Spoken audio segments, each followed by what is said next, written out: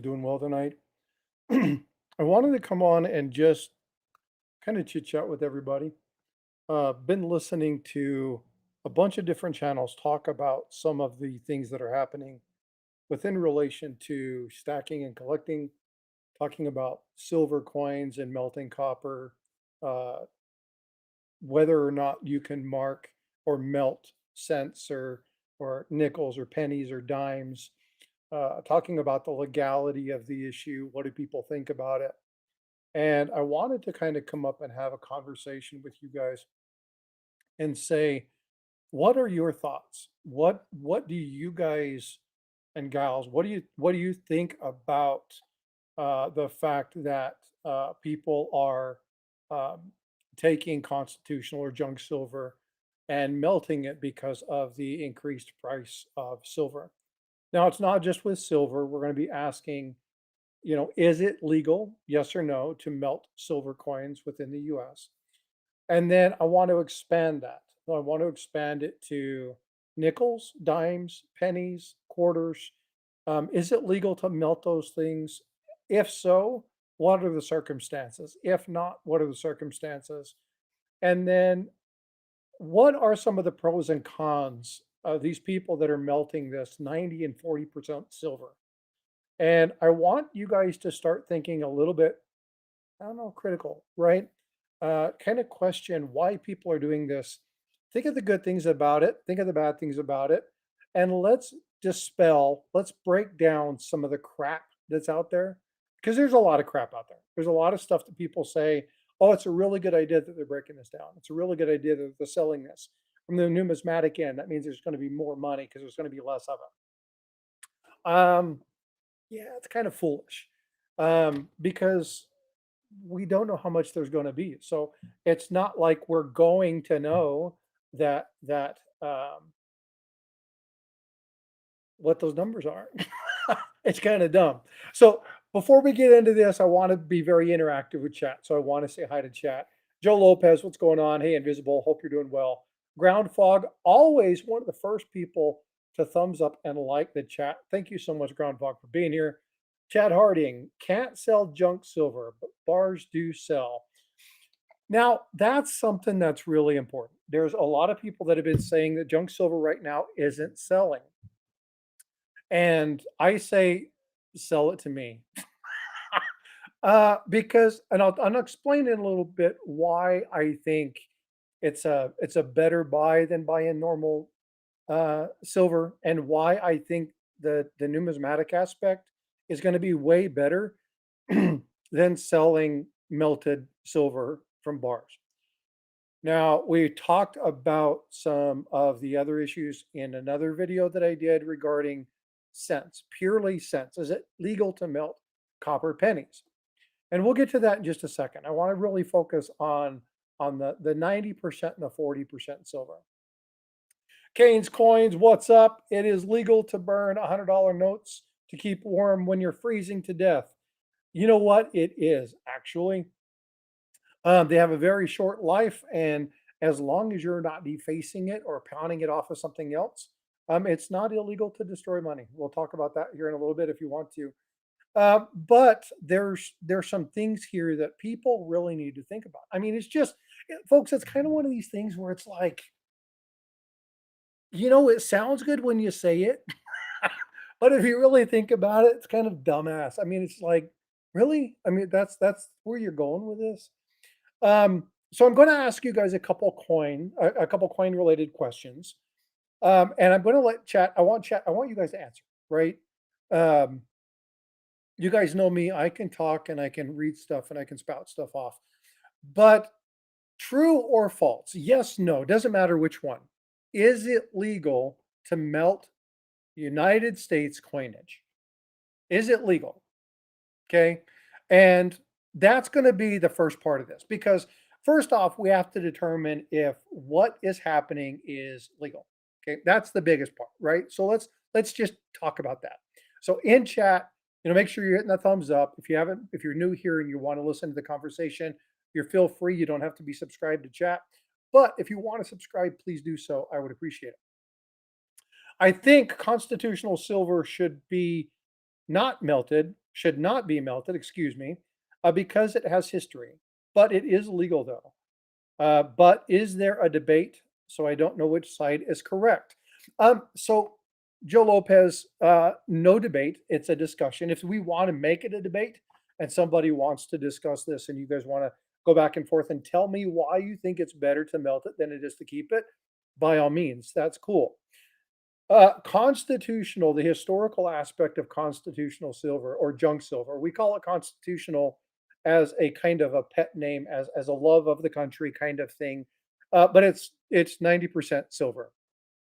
Constitutional silver is just a name people have given it. It's not known as constitutional silver. Um, but there are laws that attest to it. Okay. They attest to the purity of that. They give you what the elements are, whether it's going to be 5% copper, 90% silver, 10% manganese, whatever the coin's makeup is when you're talking about clad, war nickels, whatever, you're going to have a very defined planchet model makeup type. So you know exactly what's in there. When they say that its currency or its coinage is backed by a nation, it's because number one, we have a very specific makeup and model of that planchet, the thing that the coin is made of, and it's guaranteed. So if you're talking about an American silver eagle, that's three nines fine silver. It's always going to be three nines fine silver, no matter what condition it is in. Now, it may weigh less. It may not be a troy ounce because, of wear, there's a calculation that you can do. If there's stackers in here, they could probably tell you exactly what the calculation is.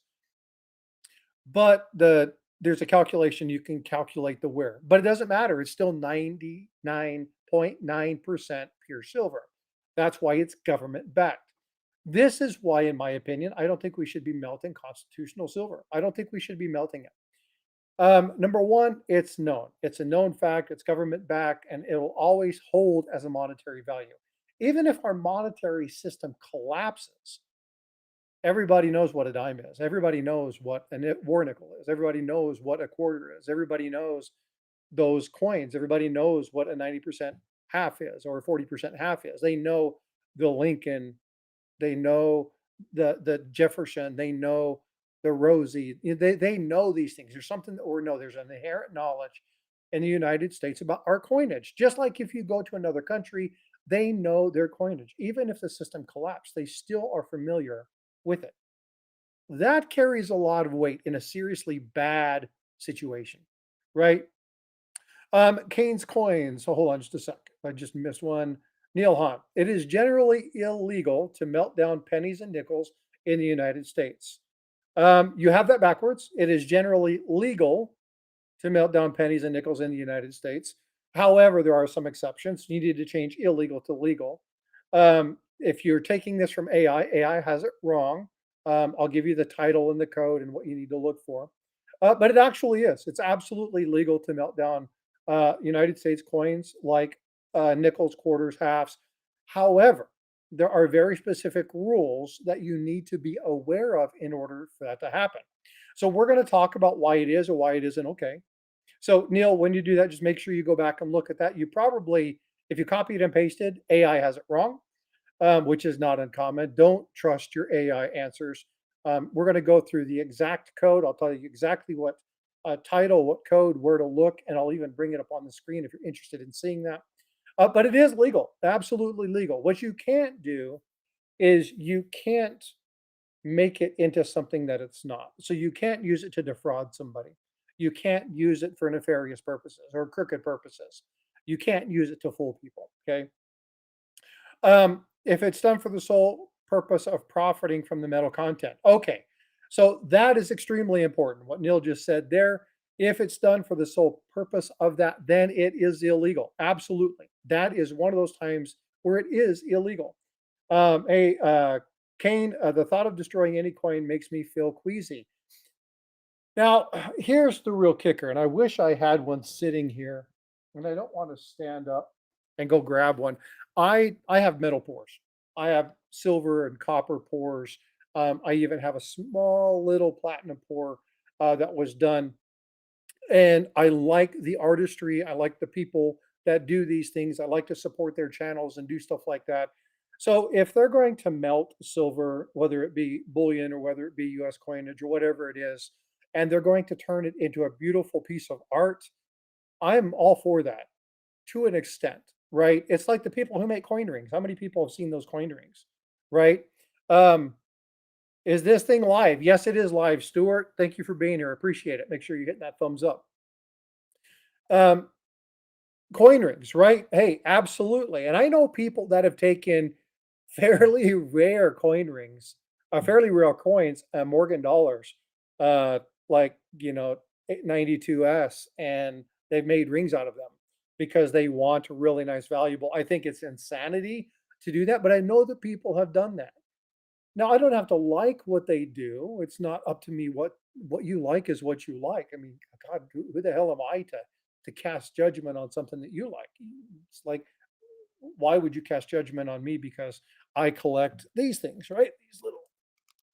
These casino tokens. I think they're cool. They're, you know, a little bit of silver, a little bit of brass, and they're the old coins that were created in the casinos. There's a lot of great history and story behind those. But if you're into collecting that kind of artwork or you're into collecting that kind of stuff, so be it. Now, there are Dagger, what's going on, man? Hey, I tried to come in earlier and say hi, but I don't know if you were at the airport or something was going on. But you didn't answer, so I said hi a couple times and then I had to bail. Um, we'll talk about Canada. Now, Canada is generally illegal to melt coins. Um, doesn't matter, even though the penny is no longer a circulated coin, it's still illegal to melt them. So there are local laws. There are laws that you have to understand within your own region, within your own state, within your own country. If you're with a commonwealth, you need to understand the parental actors of that nation's commonwealth leadership. And we have commonwealths here in the United States, as you have in Britain. And so there are things you need to be aware of. There's certain laws and regulations, and just well, I wasn't aware of that is not an excuse. They don't give a rat's ass about that. If you don't know, you just don't know. But you have a requirement to know. So don't think that, well, I didn't know is going to be a good answer because it's not, right? You need to be informed.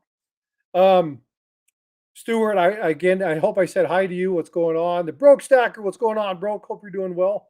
Thank you all for being here. And again, please make sure you're smashing that like. If you're new here, consider subscribing. I appreciate it. All right. Alberta just got the legal right to leave Canada. Really? Holy smokes, that's crazy. I'll have to look into that. That's nuts. All right, so we already kind of confirmed, yeah, it's legal. Aloha, what's up, brother? Shaka, all right? Hali Hawaiian. Um, Spent time with Station and Pearl. So um, mahalo for being here. Appreciate you. Um, so when can and when can't you melt US coins? So number one, we have to talk about the understanding, the kind of the general rules, the basic things where we're not talking about altering US coins. Okay. A lot of people think that melting is altering them. You're destroying them at that point. They're actually um, they're no longer recognized as coinage. But there are some assumptions in melting coins that it doesn't always make it against the law. So it is important that you understand this, okay? Because it's not always against the law. So number one, we talked about it. Neil put in there that it was illegal. Well, in some instances, yes. But if you're utilizing it for creative purposes, for instance, when I was in college, I did a coin making, ring making, and necklace and jewelry class, and we would melt down silver and we would melt down other kind of metals and we would make our stuff. And I don't know where that metal came from, but if I had an old Call Morgan or maybe an ASC that was all beat up and chopped up, then and I had the opportunity to make something that was neat and unique, yes, I absolutely would do that. And in that particular thing, making jewelry, making necklaces, creating art projects, anything kind of crafting, anything for the amusement or educational purposes, it's 100% legal. You absolutely can do that. No problem whatsoever. It's a legal practice because the activities are not designed to make a profit from the intrinsic metal of the coin. What does that mean? That this is a little bit of what do they call that? Legal speak. Okay, so we got to be careful with understanding what that means. If I melt down a bunch of copper pennies and I say I'm going to sell these copper cents as a copper bar to make money, that is illegal. What's up, Rugger Farming? How you doing? Hope you're doing well. Hey, Kane, good to see you, brother. Hope you're doing well. Make sure you're smashing that like, folks. Um, the distinction is that it's if you're making a ring or you're making a necklace or you're making some sort of art, I actually really should grab me one of those pieces. You know what? I do have, hold on just a second. I have something here. Let me grab this. Here is a great idea. Here is a great example. You guys know what this is? This is one of the Comsco swords. These things are really cool. Really unique, really ornate. They got great work inside here. This is a coin. It's actually a sovereign coin. It's Comsco. It's a 2 ounce piece. However, if I were to melt this down and turn it into something, I'd be foolish to melt this down. But if I were to melt this down, then I lose all of the intrinsic art value that goes into this. I lose that. Now, turn this around with his other side of things, and you say, I'm going to take just a normal, I'm going to take, and I'm not going to melt this down because I was in the US Navy. This is the Blue Angels. Let's say I was going to take a couple of these and melt these down to make this. Now, the value from here, which is $37, $38, maybe $40 with current spot prices of today, and this thing, which is $199, is far more valuable to the collector than this is. But if you're a stacker and you're only worried about weight, this is a waste of money. So you have to understand kind of what your thing is, because if you take the the value of that and you turn it into something artistic, that's cool. That's really talented, and it's really neat that you have the capability to do that. What it isn't is it doesn't mean it's going to retain that value. Okay, that's kind of between the person who designs it and the person who buys it. So that really narrows the opportunity for you to kind of gain money when you have somebody design something like this for you.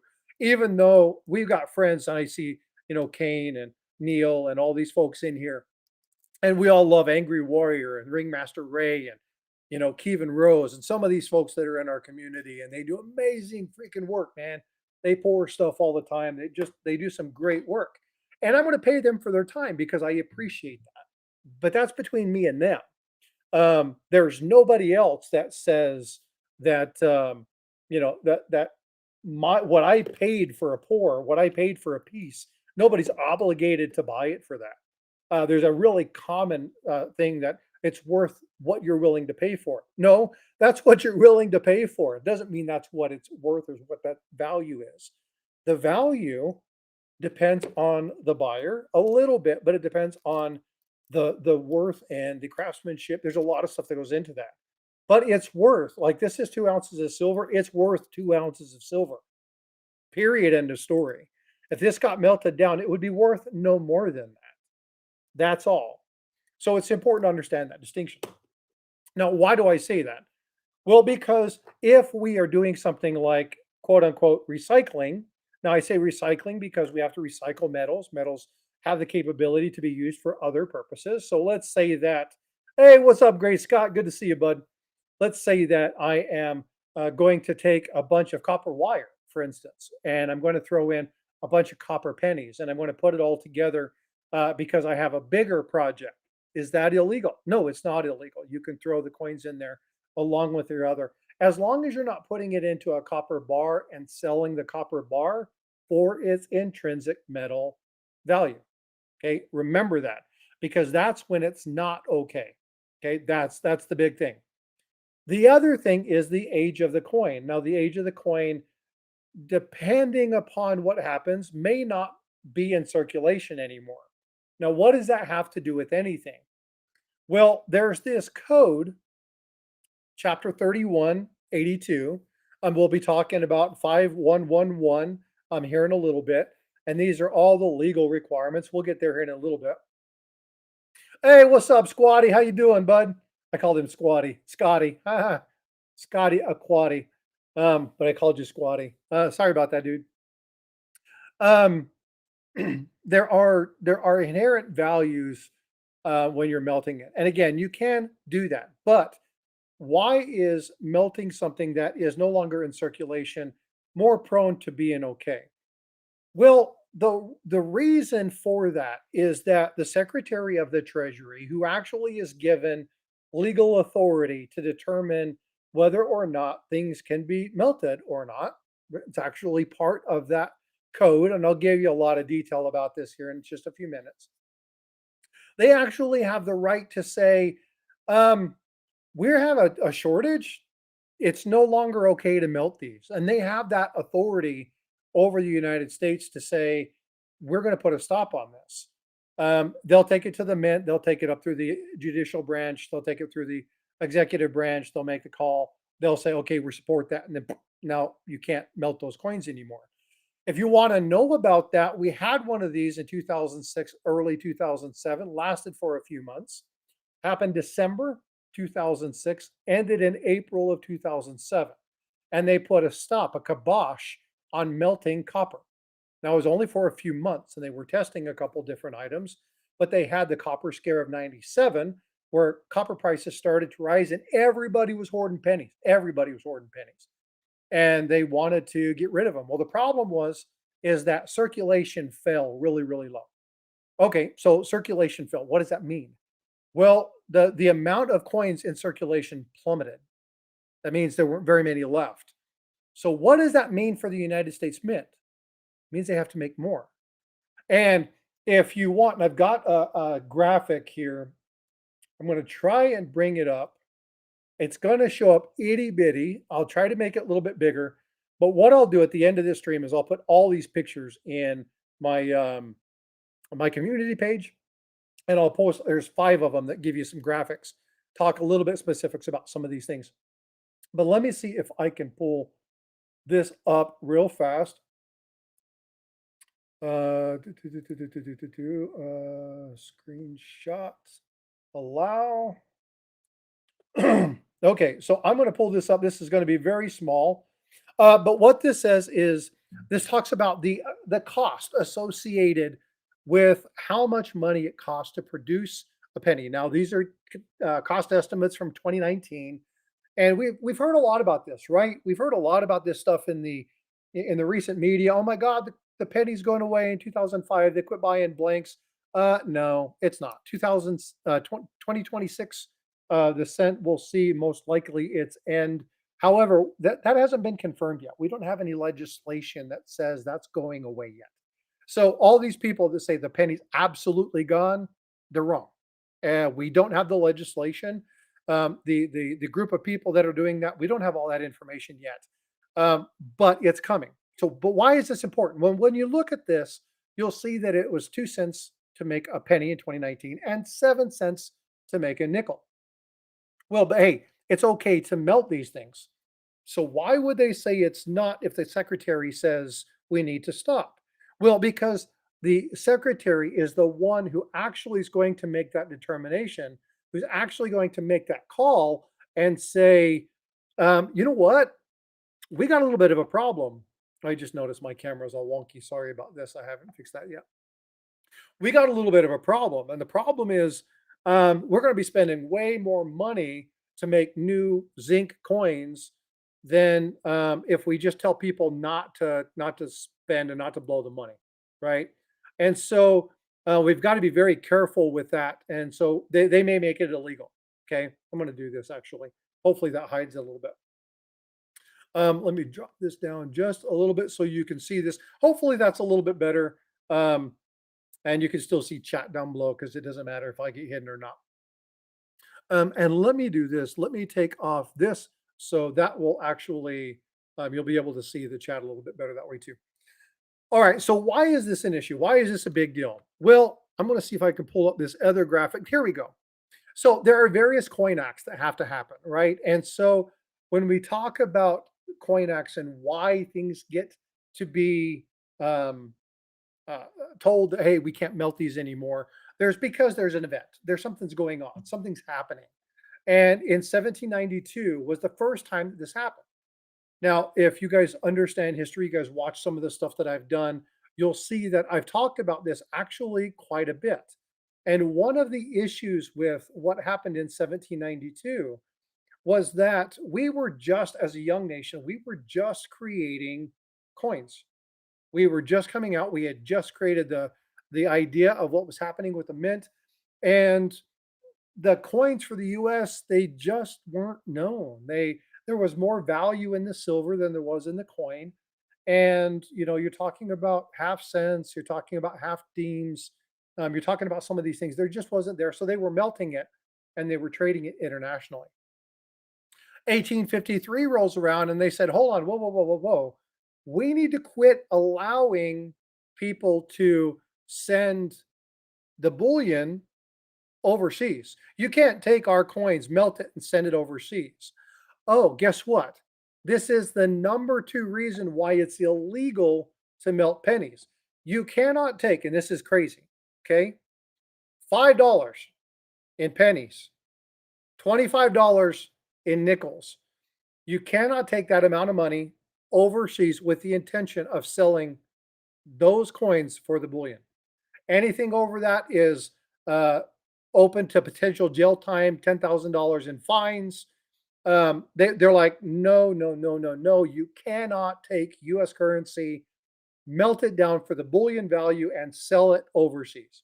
Can't do it. That's the big one. That actually came from 1853. And that was the Coin Act of 1853, which was designed to stop the silver coins from disappearing. Okay, they just that needed to happen because we were spending all this money to build it and it ended up everywhere else. Now, this wasn't only within the US. This was actually something very common. So for those of you that are overseas, across the big pond for me, you guys had this same situation historically when you guys were talking about the early 16, 1700s or mid 1800s when they were talking about the Spanish real and the crown coin and looking at the chipping and the cutting and the clipping of the planchets, right? They were selling it, they were clipping it, they were taking it to France where they were getting more money.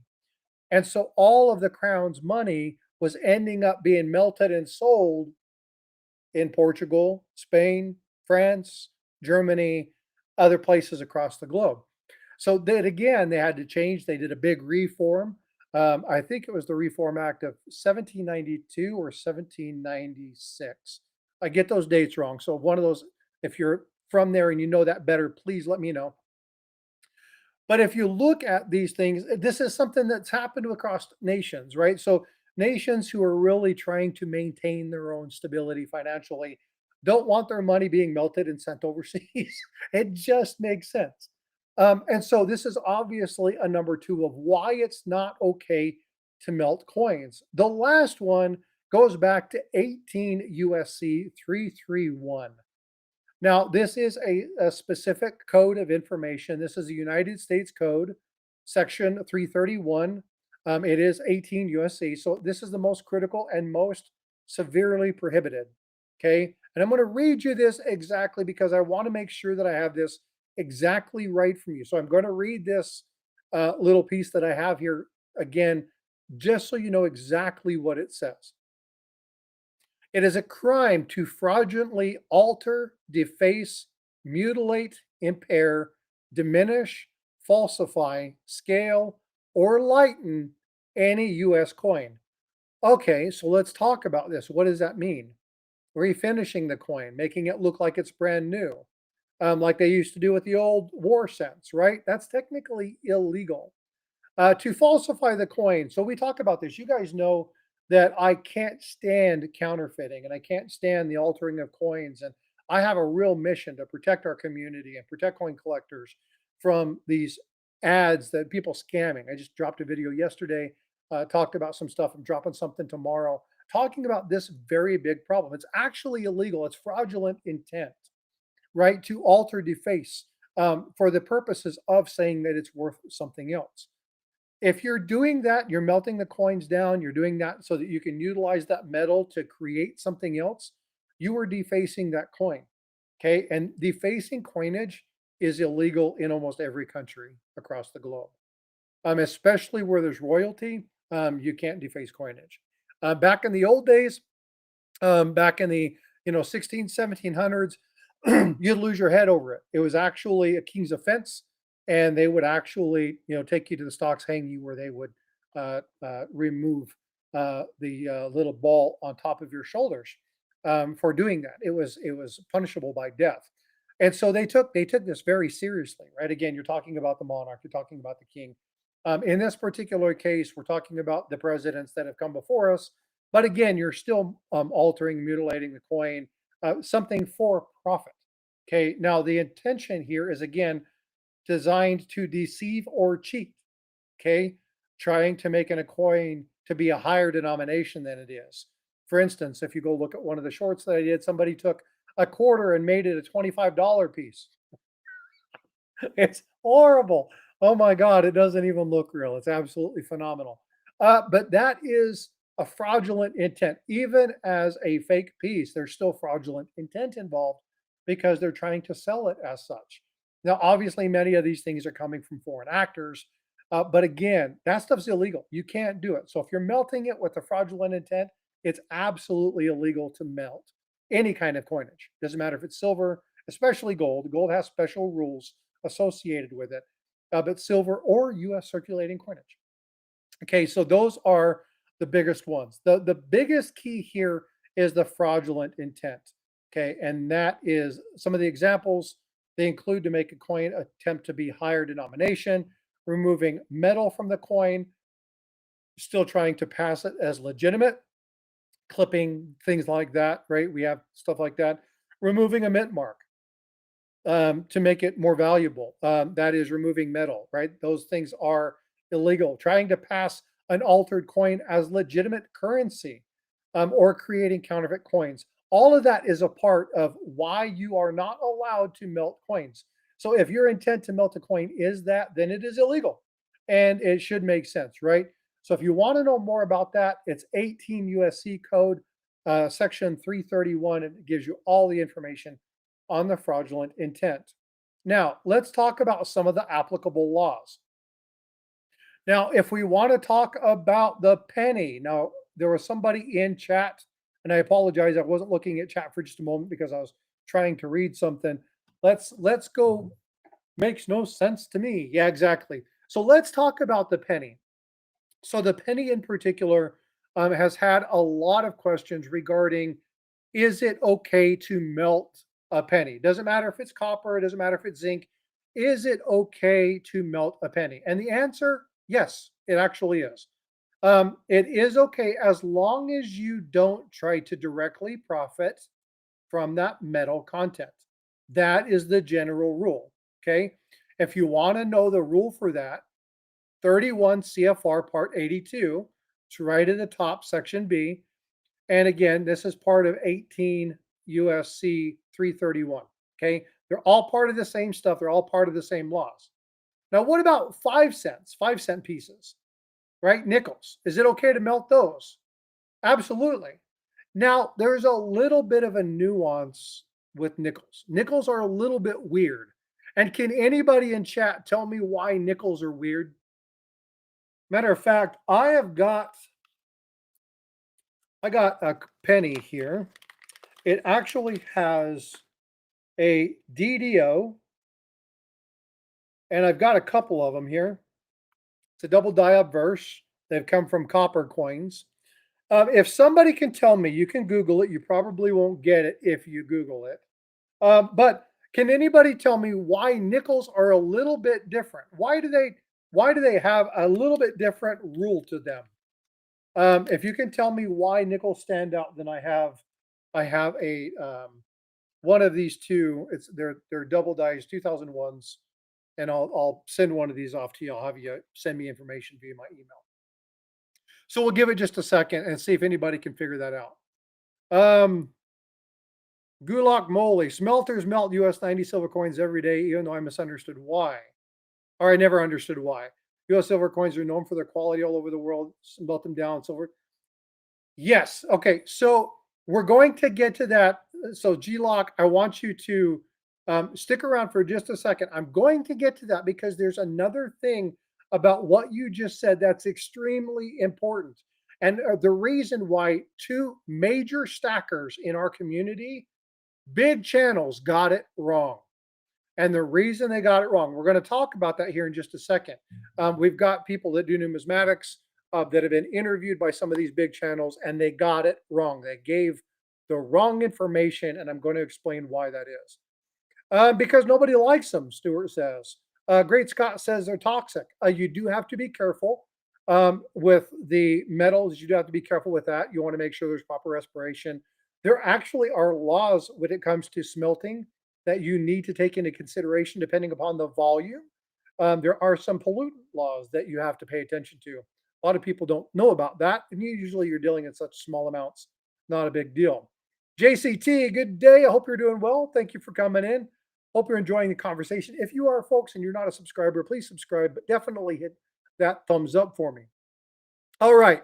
So I'm not seeing in chat, so I'm going to tell everybody one clue. I'm still going to give something away. It's going to be something a little bit different.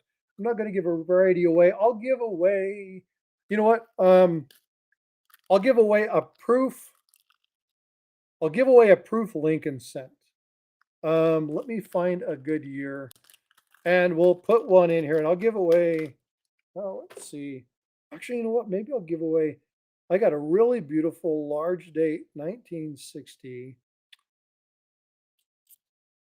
How about a 61, 62, and 63 Lincoln cent from Copper Coins? I'll give you guys those. Okay. So, and these are like MS 64, 65. These things are gorgeous. They're beautiful. Beautiful. They're freaking 60, 70 years old. It's crazy. Still in amazing shape. Are you ready for this? Okay. Clue number one, 1942. Clue number two, 1943. Clue number three, 1944. Everybody picking up on this? Why are nickels unique? It's because of the war nickel. Okay. The war nickel actually contains silver in it. So it's not just a clad coin.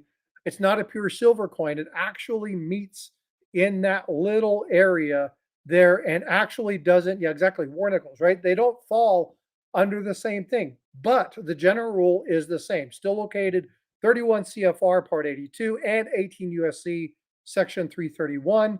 It's okay for things like jewelry, amusement, education, and recycling, just as long as you're not doing it for the pure metal value.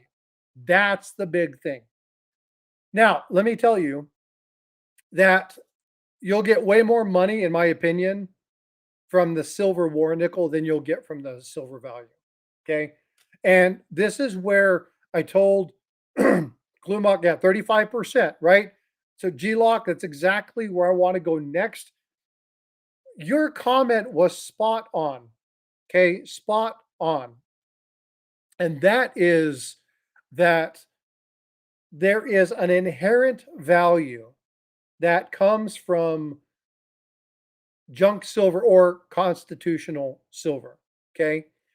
And what's important about that is that when you melt this down, there are some things that happen that you have to now take into consideration, not only for you, but for a smelter or a potential buyer. See, if I take, and I don't have any freaking, here we go. I got a silver quarter right here. If I take this silver quarter and I look at this and it's a 1963, and I look at this and go, okay, I know its inherent value. I don't have to do anything with this coin. I know this coin's value. Now, why do I know this coin's value? Well, I know this coin's value because I know what it is. But if I melt this down, now I have to do something that's going to cost me time and money. Assay. Exactly right, G-Lock. I'm going to have to assay it. I no longer have the security of knowing the makeup that was designed in the planchette. I no longer know the exact structure of this. I no longer know what its exact weight was. I don't know how much copper, how much zinc, how much manganese, or how much whatever else is in there. I now have to assay it, and it takes time. You have to pay a smelter. They have to do it. They have to assay it, and then I have to stamp it. Now, the problem is if I take a bunch of this and I take it to a coin shop, they're going to weigh it. They know it's all 90% or 40%. They know the general weight. They'll weigh it out. They'll separate it and do what they need to do. They'll give you a price based off of that. But if I take a silver bar and that's been hand stamped, now they're going to want to test it. They may want to take some samples. They're going to weigh it. They're going to put it on their XRF machine. There's a whole lot of other things that have to happen. And if you don't have a coin shop or a jewelry shop or something that can actually test the metal, how do you verify that you actually have what you say you have? It's a problem, and it's something that a lot of people don't think about. This tells a story. The generic bar does not. So it's very important to take things into consideration when you're looking at this. Now, let's go ahead and look at the comment that was made before regarding the numismatic and the historical value. Yeah, there are some things about the historical value of some of these coins. Here, I've got one right here. Let me pull this out. And this is again, this is something that if I melt this coin down, I'm going to put this in front. This is a double die of verse. It's 2024 Denver, and it's number one. It is a really neat item there. Okay. This is just a shield set. Okay. So there's not a whole lot of value in the zinc, but there's way more value in the numismatic variety that this coin is. That double die carries more intrinsic value than the metal that it's made of. Now, in an SHTF situation, a stacker would say, well, that really doesn't matter because you're not going to get people that collect these. And I'm going to disagree. And the reason that I'm going to disagree about this is because number one, if none of that stuff mattered, where did all the varieties from pre 33 come from? Where did all those VAMs and those um, the doubling on the bust? For some reason I can never remember what those Overtons, and why do we have so many of those if they didn't sell in the time of the Great Depression? Well, it's because there's always going to be people with money, but people find this stuff and it means something to them. They're going to put it away. They're going to hide their valuables. Now, in certain cases, you may need to spend money or save money or use something of value. Now, I'm holding up pennies, but I should be holding up stuff like this or maybe even this 1909 VDB, right? This MS-64, or maybe it's this MS-62 red brown Indian head 1909. So maybe it's one of those. Well, they'll survived the Great Depression. Why? Well, these are not errors; they're just pennies, but people held on to them. Not everybody melted them. Now there's a bunch of them that were melted, and this leads me into another problem with melting the coins.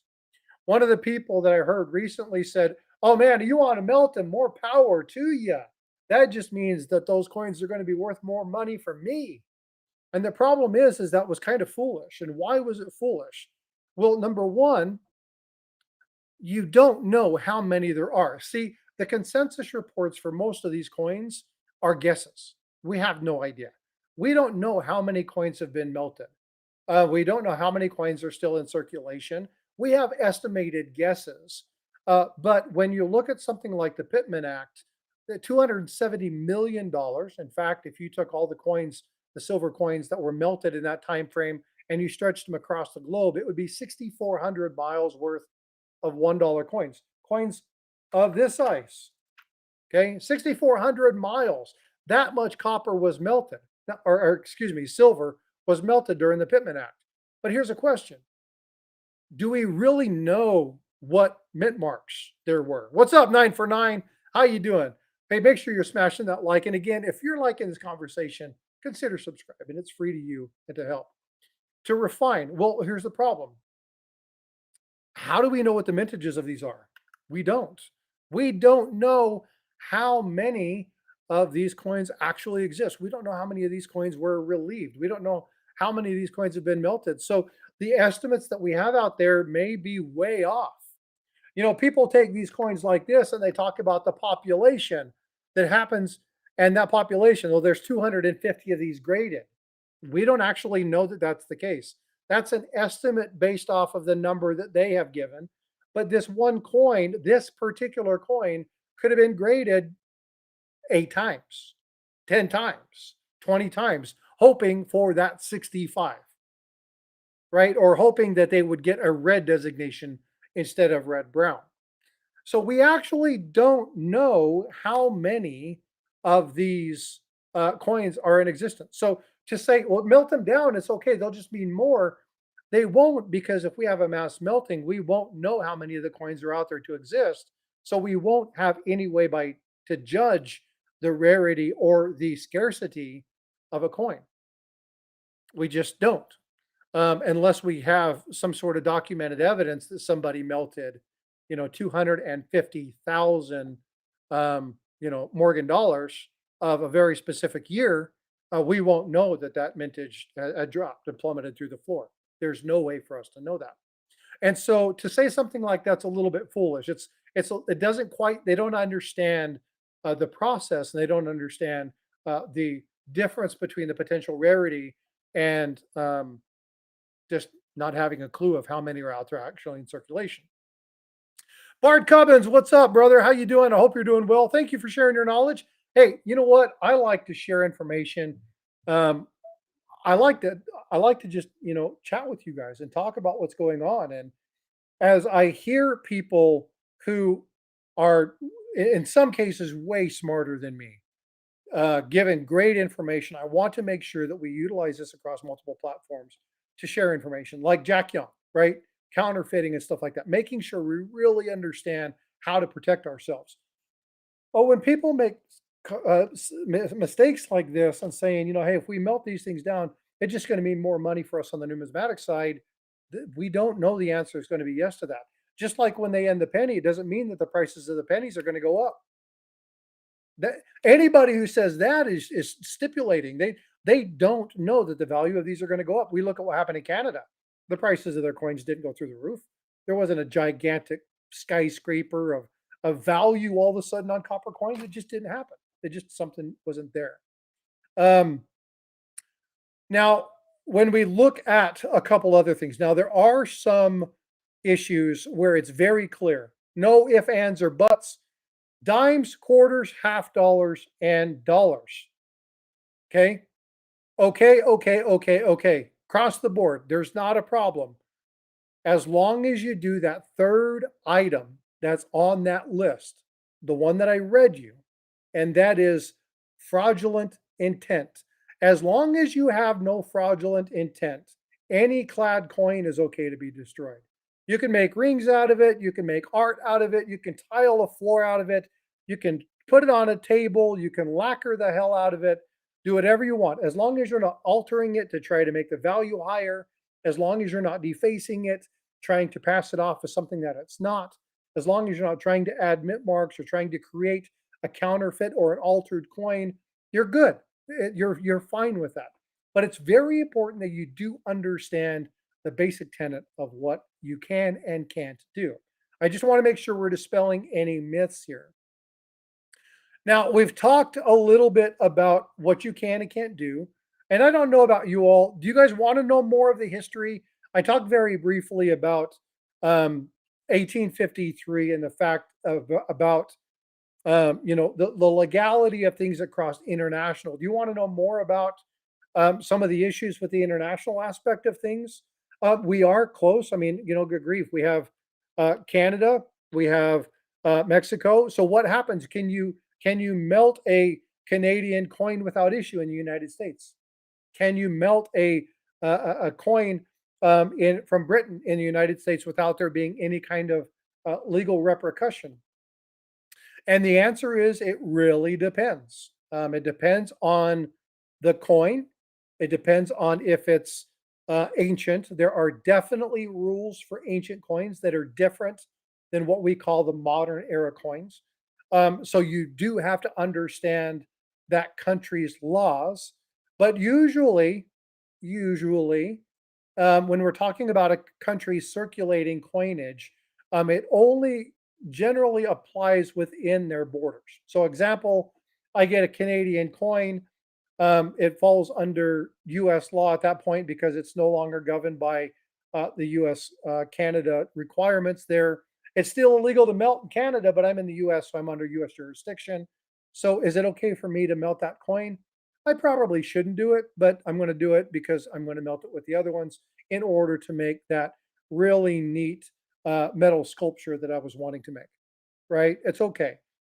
Now, where the exception comes in, and people like Aaron Burke of um, uh, why did I just go blank?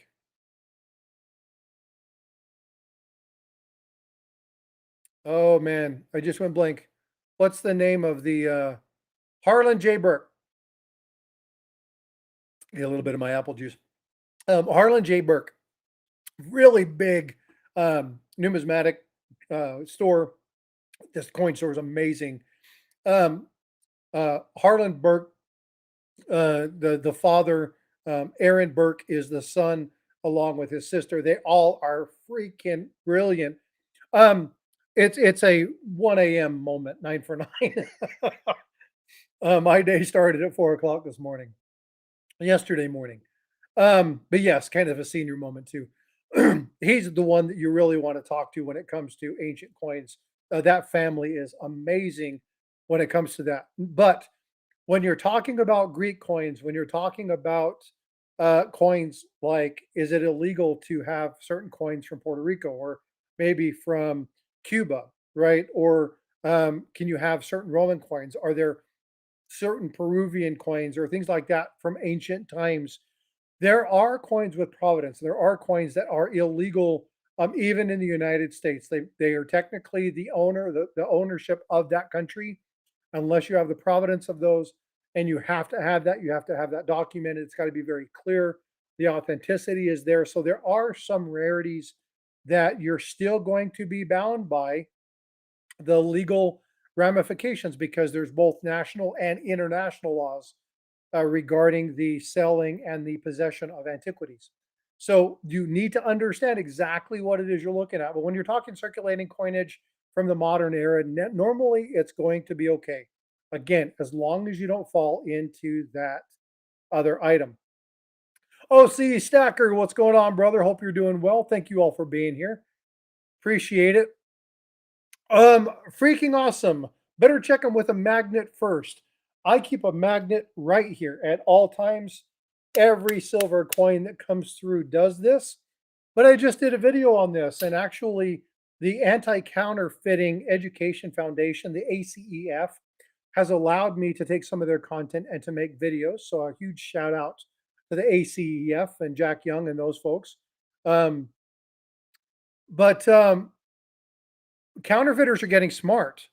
They're not utilizing metals that are ferromagnetic or paramagnetic. They're actually using diamagnetic metals. Now, diamagnetic metals are like copper, gold, silver, tungsten. Some of those, they're not attractive. Actually, they're mildly repellent to a magnet. That's why when you stick one on a slide, those repelling forces actually cause eddies around it and it causes the coin to slide down slow. That's because of the diamagnetic property. The diamagnetic property, what they're doing is they're utilizing copper or other items and then thinly coating silver over the top of it to alleviate that. Congratulations, Frostbite Coins. For what? I'm not sure what the congratulations is for, but thank you. I appreciate it. Um, and so it's really important to see. that magnets are not the only thing that you need to do. You do want to have a couple tools when you're looking at silver and gold. Number one, have more than one test. You want to make sure you can check the thickness, check the weight. I keep a scale here, and inside this scale, I've got a really cool tool. This cool tool is a piece of paper, and this piece of paper. Let's try this again. This piece of paper has the coin type, the year type, and the weights. So I get to plug it on here and put it on here, and then I can look at it and go, oh, this is a Buffalo 1913. It should weigh 5 grams. Outstanding. If you're a stacker, you may want to put one of these together for all of your Silver Eagles, the years that they changed, the various pre 33 gold. It's another good one that you want to do. If you are looking at information, I keep blocking my light here. If you're looking at information for pre 33, or you're looking at different Britannias, or maybe you're looking at Reals or things like that, maybe you want to put a sheet together and have it for a quick glance. That is, oh yeah, the ACEF. Um, they have looked at the channel, watched the information. They said that I am free to do this. Obviously, I just shout them out, let them know what's going on. The credit is theirs, but they really have a desire to protect our community, and there's a lot of really brilliant people that are a part of that. ACFonline.org. Go check them out, and again, they're really great stuff. A lot of great information there. So again, go check out the ACEF. Also, if you're going to report counterfeits, I've done a video on reporting counterfeits just recently. ACEF is where I report most of mine, along with IC3, that is the FBI, but they work with those. And so, go check those out if you're going to report a counterfeit or a fraudulent website you might run across. If you run across a fraudulent website that's selling fake coins, fake gold, things like that, send me the URL of that website, and I will review it, and I will get it to the hands of people who can do the reviews. Look at the coins, validate the coins, the authenticity of the site, and then we'll report it up the chain. Okay. So this is something that I do for the community. If you guys will help me by sending it to me, again, I can't change the world, but if I can get information that saves somebody from doing something like buying a fake coin or buying fake gold or something like that, then we've done something to help the community, and that's what this is about. Um, are the slides accurate, Daryl USA? That's a really good question. They can be. There's a couple things that matter. I've seen different ways to look at this. But in order for a slide to work, you have to have one that you know is good, because you have to estimate whether or not it's traveling at that same rate of speed. So depending upon the strength of the magnet and the amount of eddy currents that are there, that coin may slide slower on one and a little bit faster on the other, but it may be authentic on both, right? So that same authentic coin may slide differently on two slides. It also depends upon the fabric that's on there. If it's a felt or if it's a satin style fabric, it may slide a little bit smoother on one than the other. So when you're buying slides, there's a lot of different things to come into play. But the two things you have to have is you have to have an authentic coin so that you can first identify what it should slide like. And then number two, you need to make sure that you're being subjective and objective in your determinations, and not just saying, that's close enough, because close enough never cuts it. Never trust the slide alone. Weigh it, look at the dimensions, look at the criteria, get online. Every government agency, we go back to what um, the gentleman earlier we were talking about, the weight and understanding what was going on. I forget his name. It was G-Lock. G-Lock was talking about the sanctity of the government coins, and why it's so important. That's really important because every government site is going to have somewhere that they list what the values, the weights, the chemical makeups, the bonding, the stuff that's on their coin. They're going to tell you exactly what it is, what it should weigh. They're going to tell you the dimensions. They're going to tell you, in many cases, the tolerance. You go to the Mint's website and pull up, and you get the tolerance of all the coins. It'll tell you plus or minus whatever the percentage is. So there's a lot of great resources when you're looking at that. That was a great question, by the way, on the slides, because there's a lot you have to know about that. All right, so now I'm going to leave it up to chat. We can continue this conversation. If you guys are liking this, you're having fun, hit that like button. Make sure you're hitting that subscribe if you're brand new here. If you want to talk more about this, we can talk about anything from the value of some things. Okay, how much are 40% Kennedy halves really worth? Not just the melt quotes, but do they sell good for people, not dealers? Uh, so G-Lock, coming from my standpoint, it really depends upon the coin. If you're talking about 1974 that has the potential for double dice, and you've looked through them and you found some double die verses and or some 1971s, or one of the ones that maybe has the no FG on those particular ones, then the intrinsic value of that particular coin isn't in the 40% because it's a clad coin. But you do have like the 1969, you do have the 1970 that has some varieties or errors on it. And depending upon the person that you're selling it to, so for me, I don't like 40% silver as much as I do 90% silver. However, if the price is right and I have it, it's a matter of buying opportunity. So if I have the opportunity to buy 90 at a good price, but I can get 40% at a better price and I can stack more weight for the price, then I'm going to be stacking that. What's up, Silver Squatch? How you doing? Now, if I'm looking at 40% only, me personally, I'm not seeking 40%. If I'm doing a coin roll hunt, which I don't do much of these days. Again, I'm not wearing colored glasses because I'm trying to look cool. These are actually lenses that help me protect my eyes from UVA, UVB radiation because of some issues I had with cataracts. So I have to have tinted lenses to block the blue light. But if I'm looking at it and I'm going to be doing that, uh, I'm not looking at buying 40% silver. Now I know people that collect both of them and they're fine. They will do that. But I think the market leans more towards the 90 percenters than they do the 40 percenters. With that being said, I don't know any stacker that wouldn't do a coin roll hunt and be happy to find some 40 percenters in a roll. Will they sell? I don't know the answer to that. I'll leave that to chat. Um, if you had the opportunity to buy, would you seek out 40%? Would you seek out a roll of 40% halves?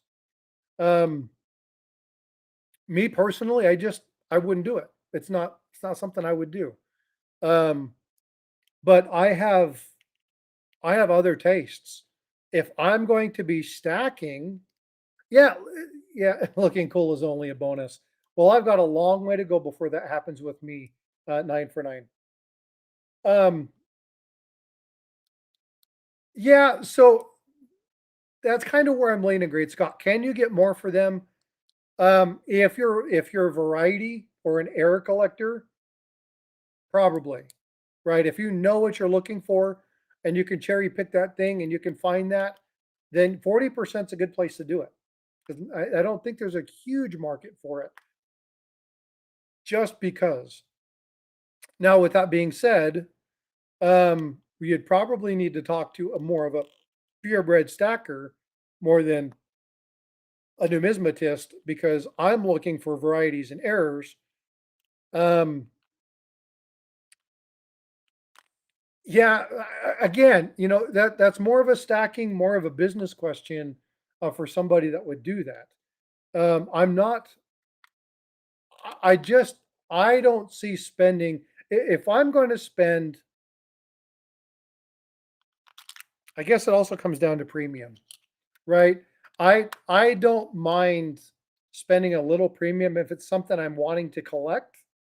But if I'm stacking, I'm trying to stack because I have two mentalities.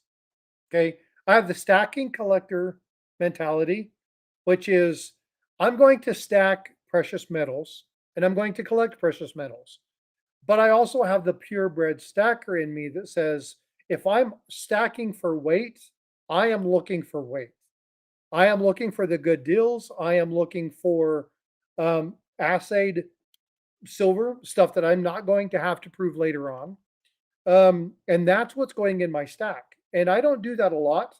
Normally, if I'm going to be doing that, I'm doing that with 1 ounce bars, 1 ounce rounds, 5 ounce bars, 10 ounce bars.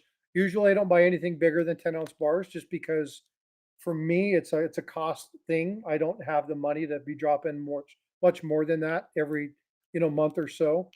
Um, Maybe now more than I do because of child support's finally over with and that money's finally coming back into the fold.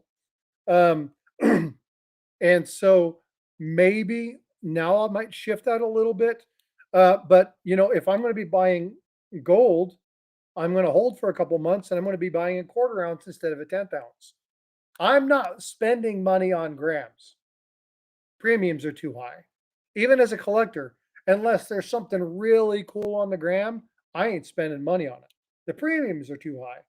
You'll spend $6,000 for an ounce if you're buying freaking Grammys. That's nuts. I don't understand that. But I will wait until I get to a 1/4 ounce, spend 700, 800 bucks, save for a month or two, buy the 1/4 ounce where my premium is going to take me to maybe a $4,000 ounce, which is still high in retrospect to me being able to buy a full ounce. But I'm not buying Grammys. Now, if I'm supporting a channel in an auction, or I'm doing something like Wounded Warriors or St. Jude, or I'm doing a benefit and there's a fairly decent price, it's not that far off, I'll do it to support the benefit, hands down. No issues there. If I'm trying to support somebody who's raising money so that somebody can get their transmission fixed in their car because they're a single dad and they got 2 kids and that's their only source of transportation, and we're trying to do something nice as a community, hell yeah. But you know what's probably going to happen? I'm going to probably buy the thing, tell them to keep the gold, and just send them the money. Right. So, and I've done this before. You guys know me. I've done this quite a few times, where we've had people that were, donating fairly large items and just give them back. Let them keep the money. Let them re-auction it. There's a lot of people in the community that do the same thing. I'm not special there. It's just something that as a community, we see this and we do this kind of stuff. Why is that? It's because we're building community. It's about partnerships. It's about brother and sisterhood. It's about esprit de corps from our military members. It's about building people. Spending $4 or $5.40 on a 40-cent piece or a 40% silver piece, just it doesn't equate for me. Um, if it were a variety, yes. I will spend 45 or 50 bucks for a MS-70 ship coin because I love ships. I was in the Navy. I collect ships. Anybody who knows me knows that I collect ships. I will do this because this is the collector in me. I'm not worried about the freaking stacking aspect of it. I'm the collector. I want the damn ship. That's what I'm going for. That's what I want, right? Um, but if I'm stacking weight here, I'll show you. I do have something. Do do do do do. I'll give you a prime example right here. Generic, and this green screen's going to kill me. Generic 1 ounce bar. Okay. Yeah. Kane's like, oh, yeah, Frosty loves his ship coins. Okay. Reckless metals. Okay. 75 cents above spot price, $20 above spot price. Stacking mind, collecting mind, right? It's just so that's what I'm thinking about. But when I look at some of these things, most of this stuff is precious metal, but it's collectible stuff. Okay. Now, what I am doing is I'm starting to shy away from my high-end um, pieces and working more towards getting stuff like this. And I just finished putting all this stuff away, so I'm having to pull it back out. Okay. 5-ounce Engelhard bar. Okay. Now, I would pay a premium, and I apologize, my green screen is doing this with my screen, but this is my 5-ounce Engelhard bar. Um, it's a beautiful piece. I love Engelhard. I'll spend a little bit of a premium on this. Zero issue because I know they carry a great name. And it doesn't matter where I go, it's going to be something that somebody buys, right? Monument Metals. Okay, or no, this isn't Monument Metals. It's Mutiny Metals. That is a Blackbeard ship bar. I don't know about you, but that's a badass piece. And for a guy who likes ships and loves his pirates and loves pirate lore, and you hear, actually, look at this. Okay, what's this? Does anybody know? Come on, whose whose pirate flag is this? Tell me, you guys, I don't love ships. I'm freaking wearing a pirate logo. Whose logo is this?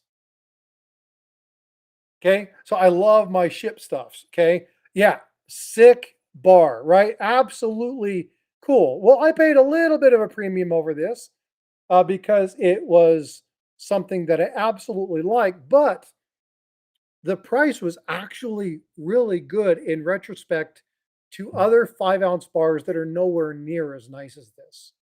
So I have a piece that I can set up and look at this. Yeah, unlike Charlie Brown or Disney rounds, exactly. Um, people like pirates. People like this kind of stuff. Blackbeard, freaking awesome. There you go.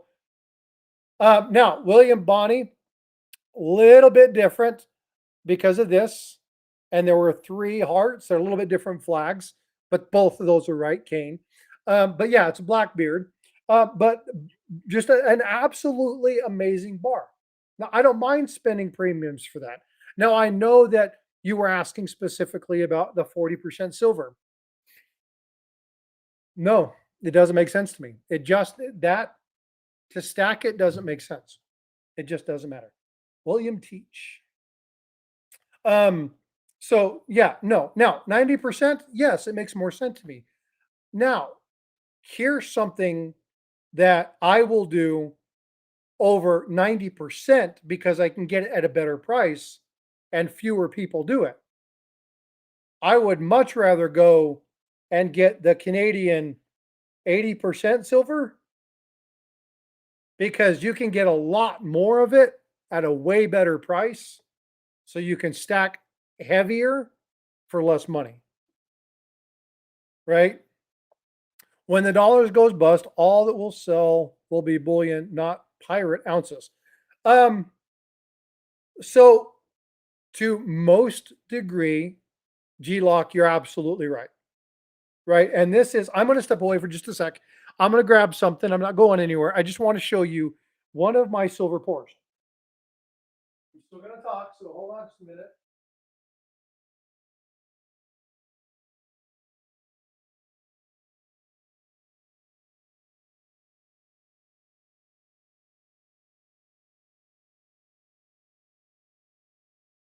I should have played the Jeopardy theme while I was doing this. I apologize.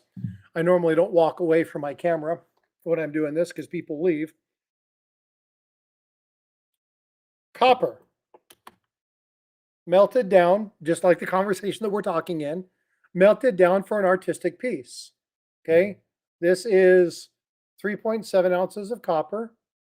Really nice piece.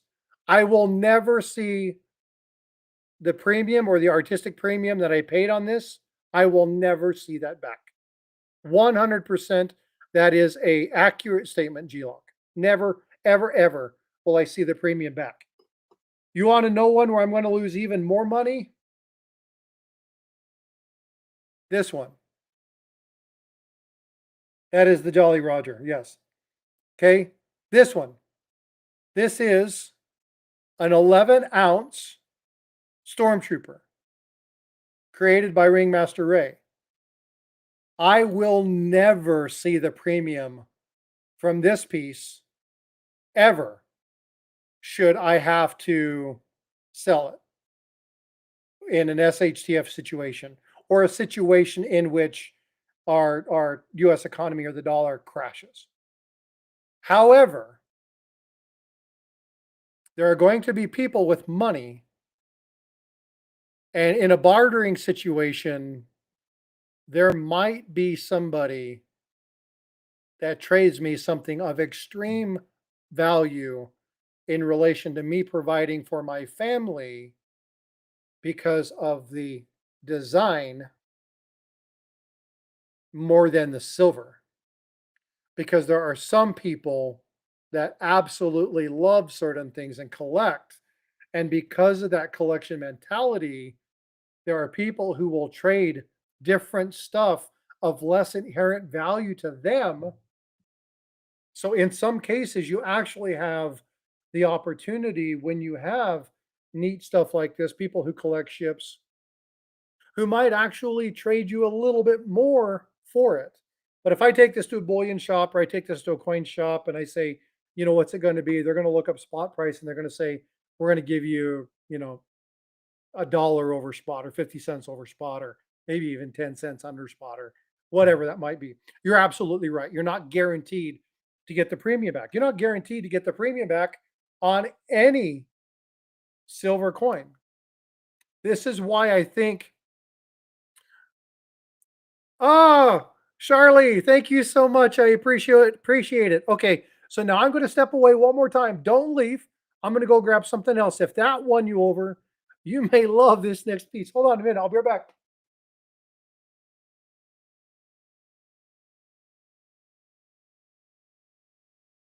I'm grabbing three pieces for you.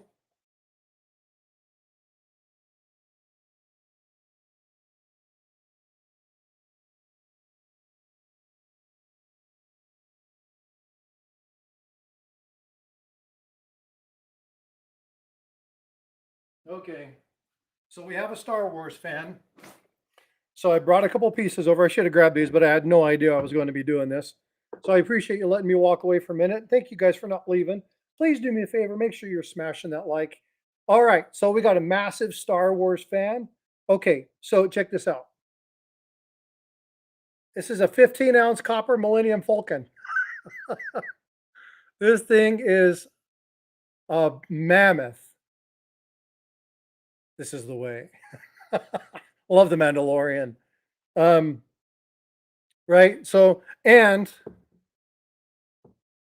wouldn't be a complete collection without a 6-ounce R2D2.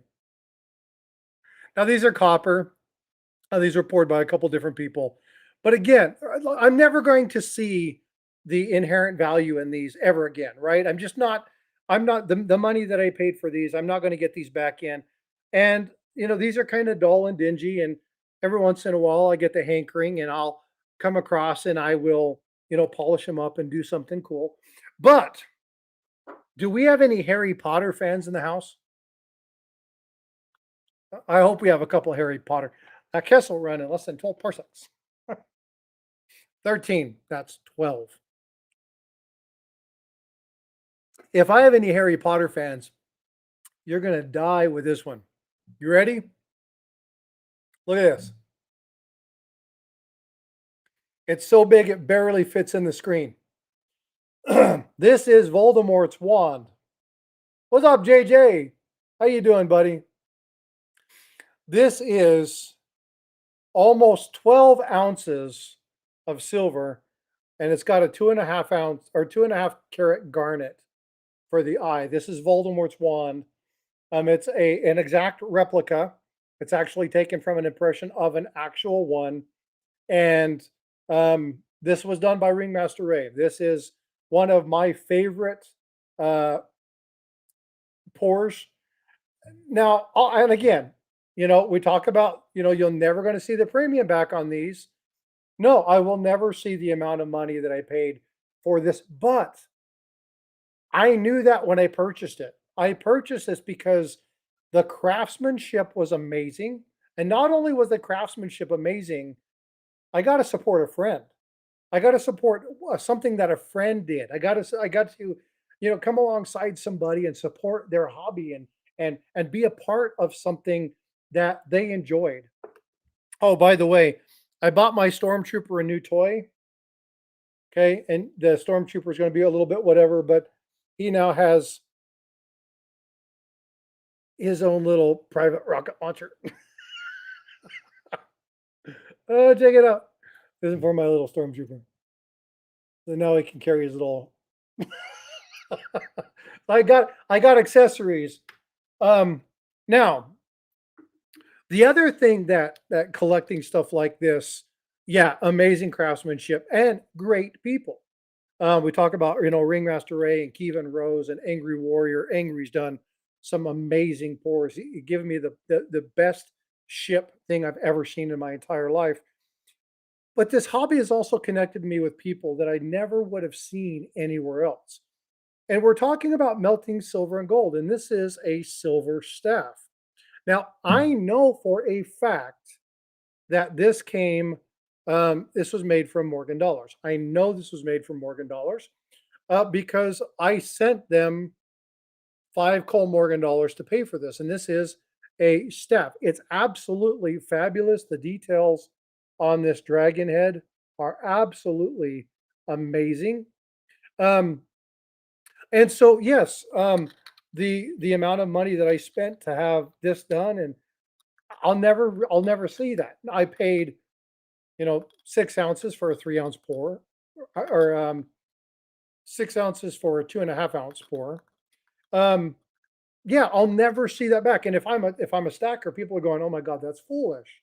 But this is the collector in me, and I'm okay with that. This is something that you have to understand.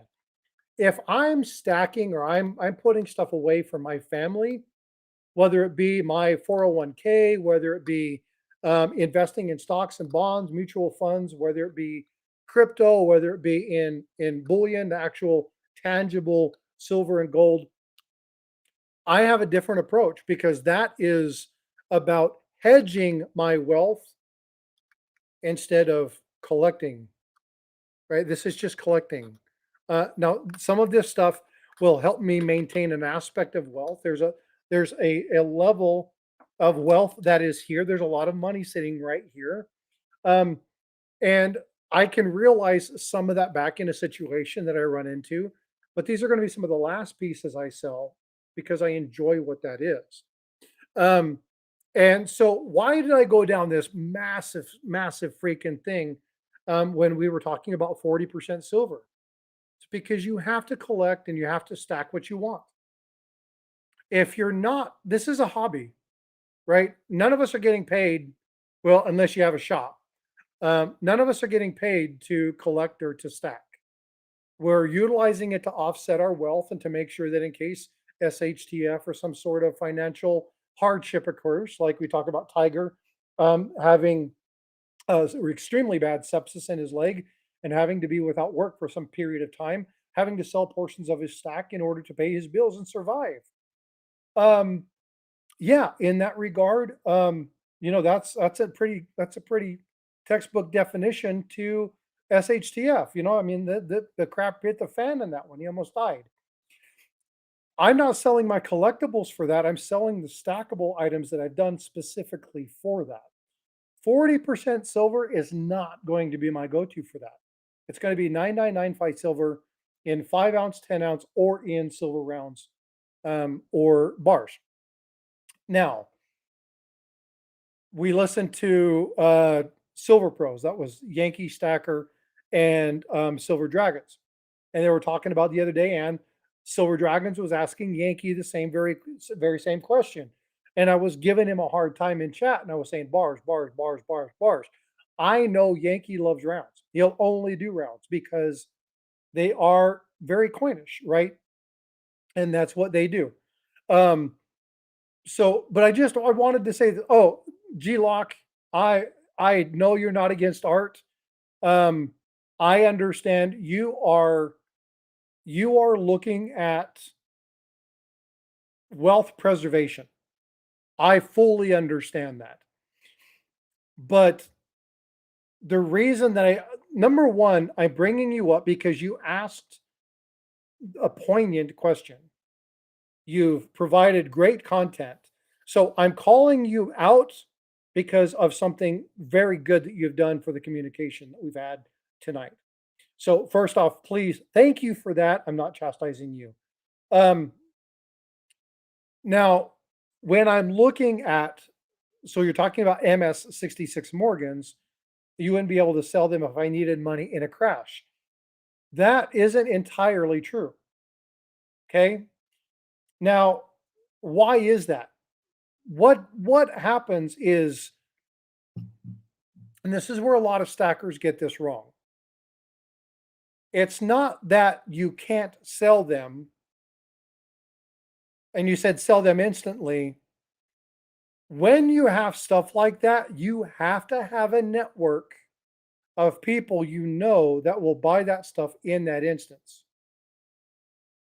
So, what this comes down to is if you're going to stack and you're going to collect, you need to generate the network of people to be able to do what you need to do in the time that you need to do it. Which means if I am looking, and I'm going to just call a buddy of mine out because I know in a situation that I'm looking at stuff like this. All right, Daryl, you have a good one, man. Appreciate you coming in and spending time here. Thank you so much for being here. God bless, brother. Um, if I do this, I know that there are two people that I'm going to go to that will be willing to buy my nicer end coins because they will have avenues and aspects to offload those. One of those is going to be Steve looking for silver, and another one's going to be Mad Stacker. I know that they have venues to offset those. Now, whether that be their coin shop, whether that's other collectors in their network. Oh no, dude, not at all. G-Lock, I'm telling you, I can't tell you how much I appreciate what you're putting in here. Okay, I don't care if you're giving me a hard time. There's great discussion that's happening from this, and this is exactly what this is about. Because only through communication can one learn. And not everything I do is correct. I make a lot of stupid mistakes when it comes to stacking. I make a lot of stupid mistakes. Where I try to make up for it is the education in counterfeit information and making sure people are protected in the community and really have the knowledge. If somebody says, Frosty, we don't know about this, I'm going to do my diligence and I'm going to do some research and I'm going to find out exactly what's going along. That jurisprudence, right? I'm going to dig in and learn what that states and what it is to the best of my ability. But I've surrounded my network with people who know way more stuff about other things. If you're going to be stacking and collecting, you have to have these people that can buy this as well. So you're going to want to surround yourself with people that can do that in an instance. A great example, um, a great example is a buddy of mine. He was in the hobby for a while, um, had some family issues and had some things come up, and then had to leave for quite a while. Many of you will know him. His name is Pistol Packing Pilot. Hey, mom, what's going on? Good night. Hope you're well. Hope you get feeling better. I'll give you a holler tomorrow. Love you bunches. Thanks for coming in. That's my mom, by the way, folks. Please say hi. Um, it's a good channel. I subscribe. Thank you, G-Lock. I appreciate you so much. That really means a lot. Um, but what I learned a long time ago, and my grandfather taught me a lot of neat little tidbits. But I hung around a bunch of old people because of my grandparents. And when I mean old people, I hung out with old people in their 50s, 60s, 70s when I was a teen. Went to the bowling alley, was at the bars, we were playing darts, we played pool. And I learned a lot of life lessons from a lot of these people. And one thing that I learned was that the network of people that you surround yourself with matters. I learned it when I was in the military. I've learned it at my job now. And it's extremely important here. Oh, thanks, G Lock. Man, you have a great night. Thank you so much for coming in. Make sure you hit that notification bell. I have a show every Saturday and Sunday morning at 8:30 a.m. Central Time Frame in Chicago. I'm located in Texas, but it's Chicago's time zone. So please, you're welcome anytime. Please pop in, say hi, and I will see you later. Again, thanks for the great discussion. But what's really important is to make sure that you surround yourself with a good group of people. Not only people that will sell you. Freaking awesome. It's his special K. His special K is my mom. Neat lady, if I do say so myself. Um, Frosty, I found kilos 3 years ago at 800 per on the last day of the Cincinnati Coin Show. I bought 54 bars. I'll be using it to pay bills or buy cars. Flag City, that's awesome. That's awesome. 3 years ago, it's 16, 17 bucks. Maybe even a little bit less. We had that really low lull there. So that's some good prices on kilos. Congratulations. There's a lot of stuff that you can do. But what's important if you're going to do this is to make sure you have people that you can sell to. Now, again, you have coin shops and dealers and stuff like that. It's important to have relationships with those folks, but you want other people, you want other investors and stuff like that that you can have that you know will buy stuff from you in a pinch. Um, also, if it's not the economy that's going bad, it's better off that you don't pawn it unless you have a great relationship with the pawn shop, um, because you're just not going to get the value out of it. So, making sure you have your network up, not just for the buy, but for the sell, is extremely important. And if there's one thing that's probably the most important thing that ever comes out of my mouth, it's the importance of building your network. Surround yourself with people who are extremely intelligent and not so intelligent. Surround yourself with people who are extremely wealthy and not so wealthy. Why? Because you're going to learn lessons from each one of them that are invaluable to your health and your financial future. You will watch people do stuff that is dumb and you'll go, don't do that. And you'll watch people with money do stuff that's dumb and go, I don't understand why you do this. Fill me in. Why do you do this? I think that's foolish. Let them teach you the lessons. One of my neighbors a long time ago was a financial expert. And I was like, hey, you're a financial expert. How do I become a millionaire? And he's like, I live next door to you. I haven't figured that out yet. And it was one of the most brilliant pieces of insight I ever had. Um, because it was one of those things of like, don't ask your neighbor for financial advice. They're probably not the person you want to ask, unless you live next to Warren Buffett or something like that. And there are exceptions to that rule. But just as a general thumb, it makes sense. Tiger Stacker, what's up, brother? Hope you're doing well. I know you have had, so Tiger's a good buddy of mine, talking about the relationship of people who really do understand stacking and the premise of what to stack and how to stack and safely, smartly stacking. He's a really good guy. You should go check him out. Subscribe to his channel. He's my partner in a program that we have called Stack Collector. So go check that out. Tiger's a good guy. He thinks he's funnier than he is. So just nod your hair and laugh. You know, it's the stripes. If there were spots, he probably would be funnier, but it's the stripes. They've done something to him. I'm just kidding, brother. Hope you're doing well. No, but Tiger's a great guy. And him and I have done a number of things where we talk about both the stacking and collector side. There are advantages to both, and it's important to surround yourself with people who can do that. Oh, of course, brother, not a problem. All right, so let's get back to this melting of silver. We kind of strayed from all of that. It's all part of this conversation, but let's kind of get back to, hey, OC, thank you for dropping Tiger's link. I appreciate you doing that. Again, if you're just coming in, you're popping in, you're watching this, make sure you're hitting that subscribe button, hit that notification bell, and then um, hit that thumbs up. I really do appreciate that.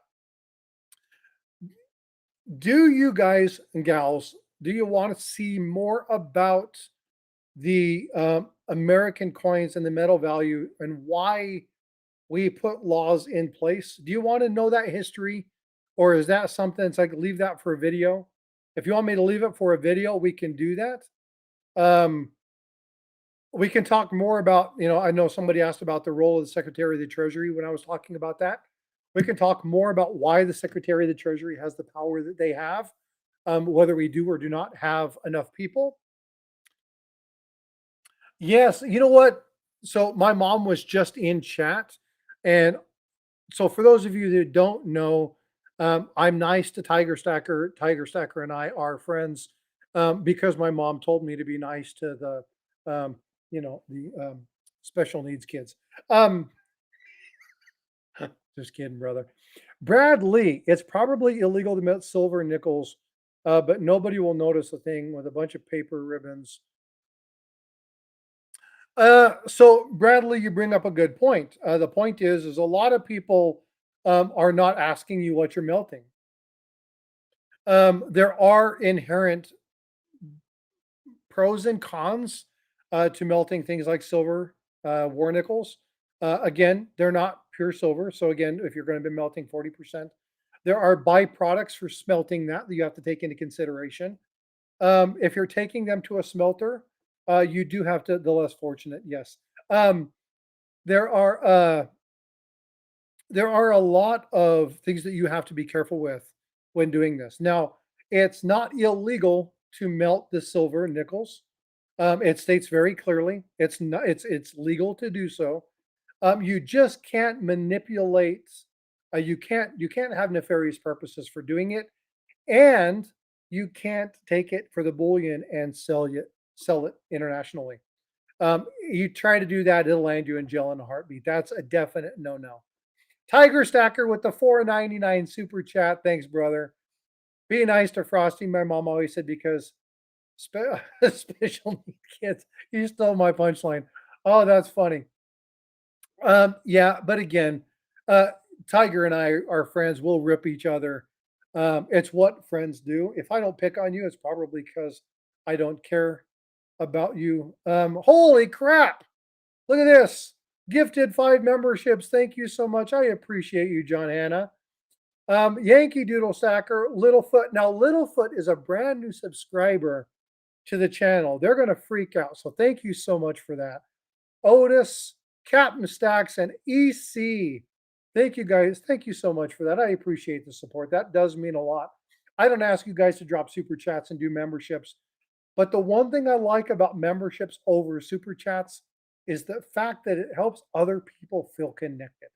And if you're going to do it, I recommend doing it that way because connection. You guys know this. Some of you deal with issues of maybe substance abuse, maybe there's other kinds of abuse or things that are going on. Maybe there's some PTSD from military service, or you had some sort of traumatic event as a kid. Being able to be a part of a community is a big deal. And so when I talk about stacking, when I talk about collecting, when I talk about this stuff, it's all in the need for building community. And that's really what I'm about. And so all the work that I do, all the research that I do this for that community. So again, the memberships mean a lot to me. So thank you so much for dropping those memberships. I definitely do appreciate that a ton. So do you guys want to know more about the Secretary of the Treasury and the guardian of our coins?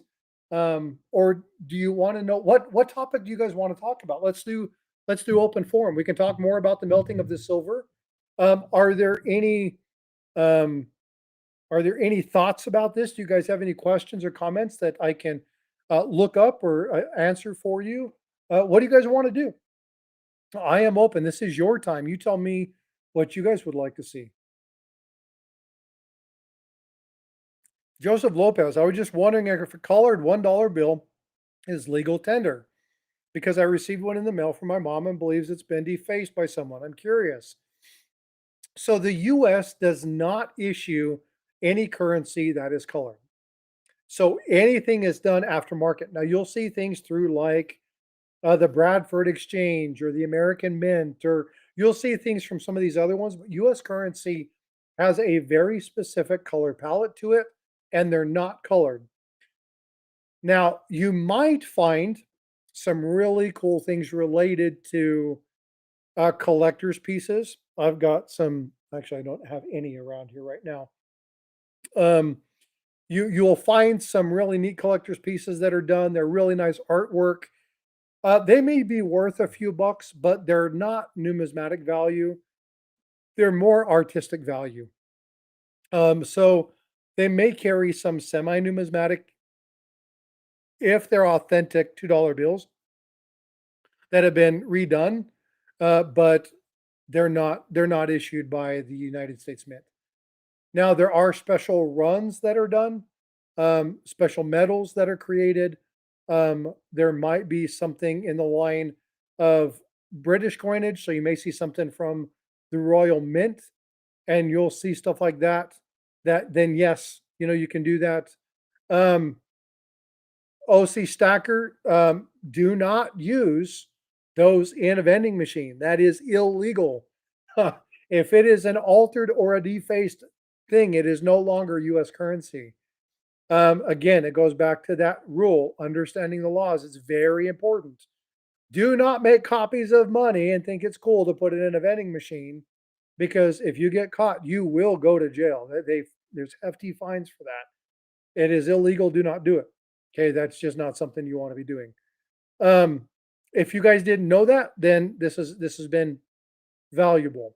But the Hobby Protection Act was something that was very clear about that, and then it calls that. I'm not saying it won't work. I'm just saying don't do it. Okay, do not incriminate yourself on live stream saying that you've done that. Don't do it.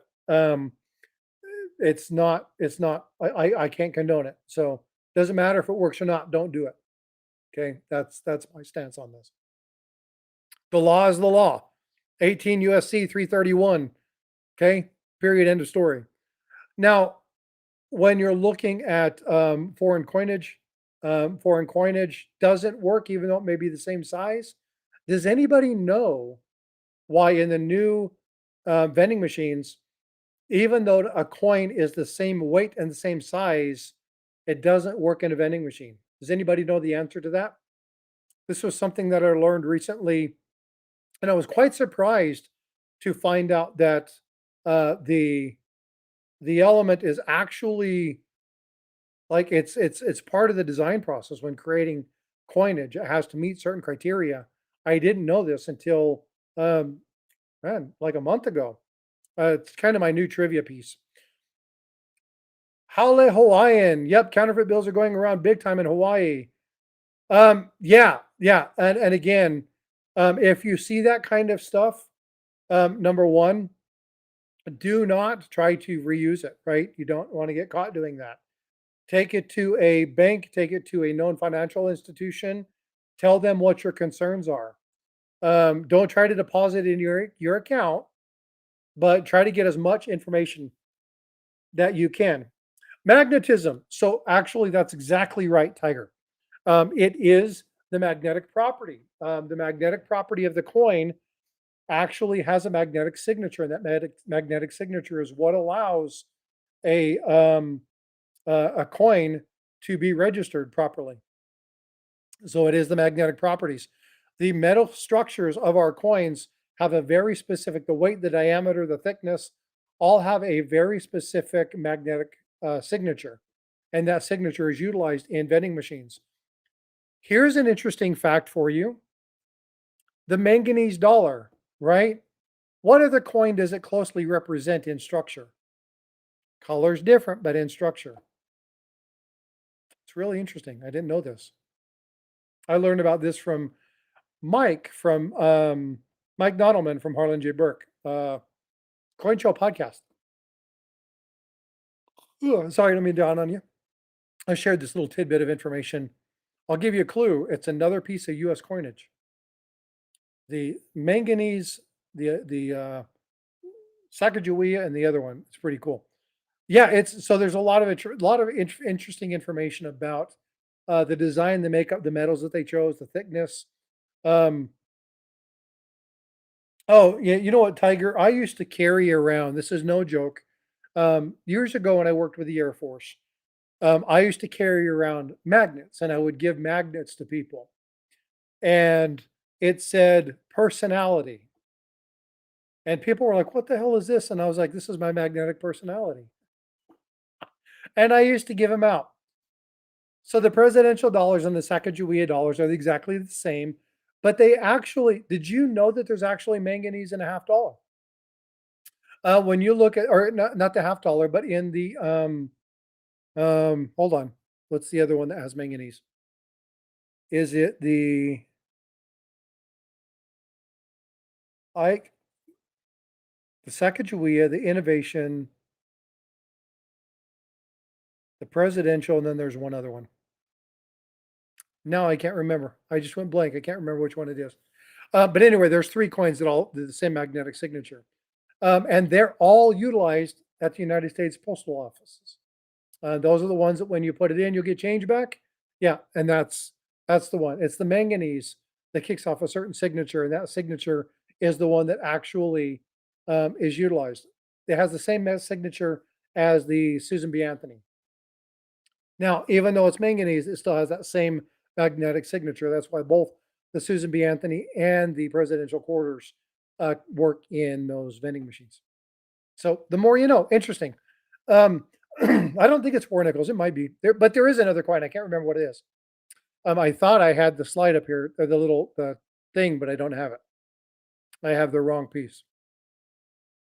Um, what else do you guys want to talk about? Because if you guys don't have anything else to talk about, I'm going to go ahead and write stuff up. It's not Alzheimer's. Um, it's the fact that it's 1:30 in the morning. Um, is there anything else that anybody wants to chat about? I mean, we've been talking about stacking, collecting, melting gold, copper. We've talked about all the other ones. I've shown you some really cool pieces in my collection.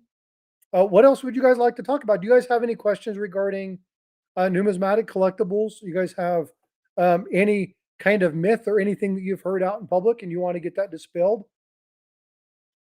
Um, it's not counterfeiting, but it's actually a legitimate $1 bill that has been colored with markers. Okay, so let me explain this, Joe Lopez. This is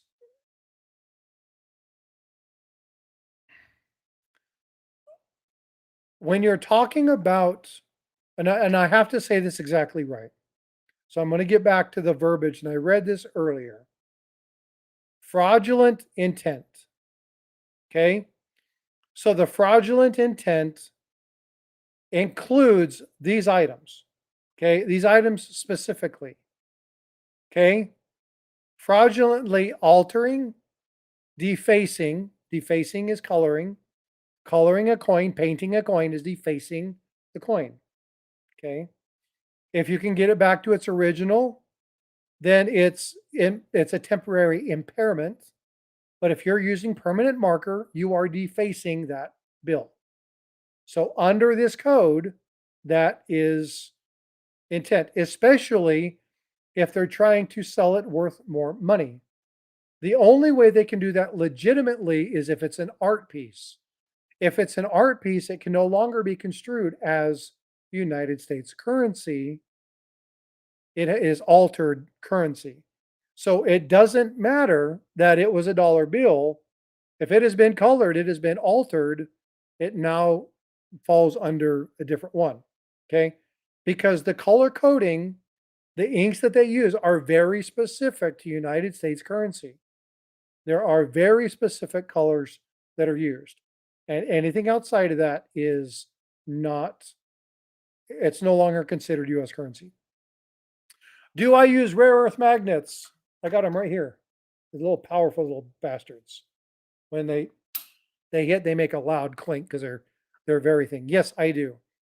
Um, that's called sundowners. I don't know what sundowners are. Can you turn them into the bank for a new dollar bill? Most likely not. Now, that's going to be up to the bank.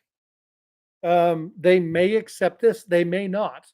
and they may not accept it because it's been defaced. It's totally up to the financial institution. Most likely, it's going to get rejected out of bill counting machines. And if it gets rejected from their machines, then if they have, let's say that you take it in a stack, they'll probably deduct $1 from your deposit.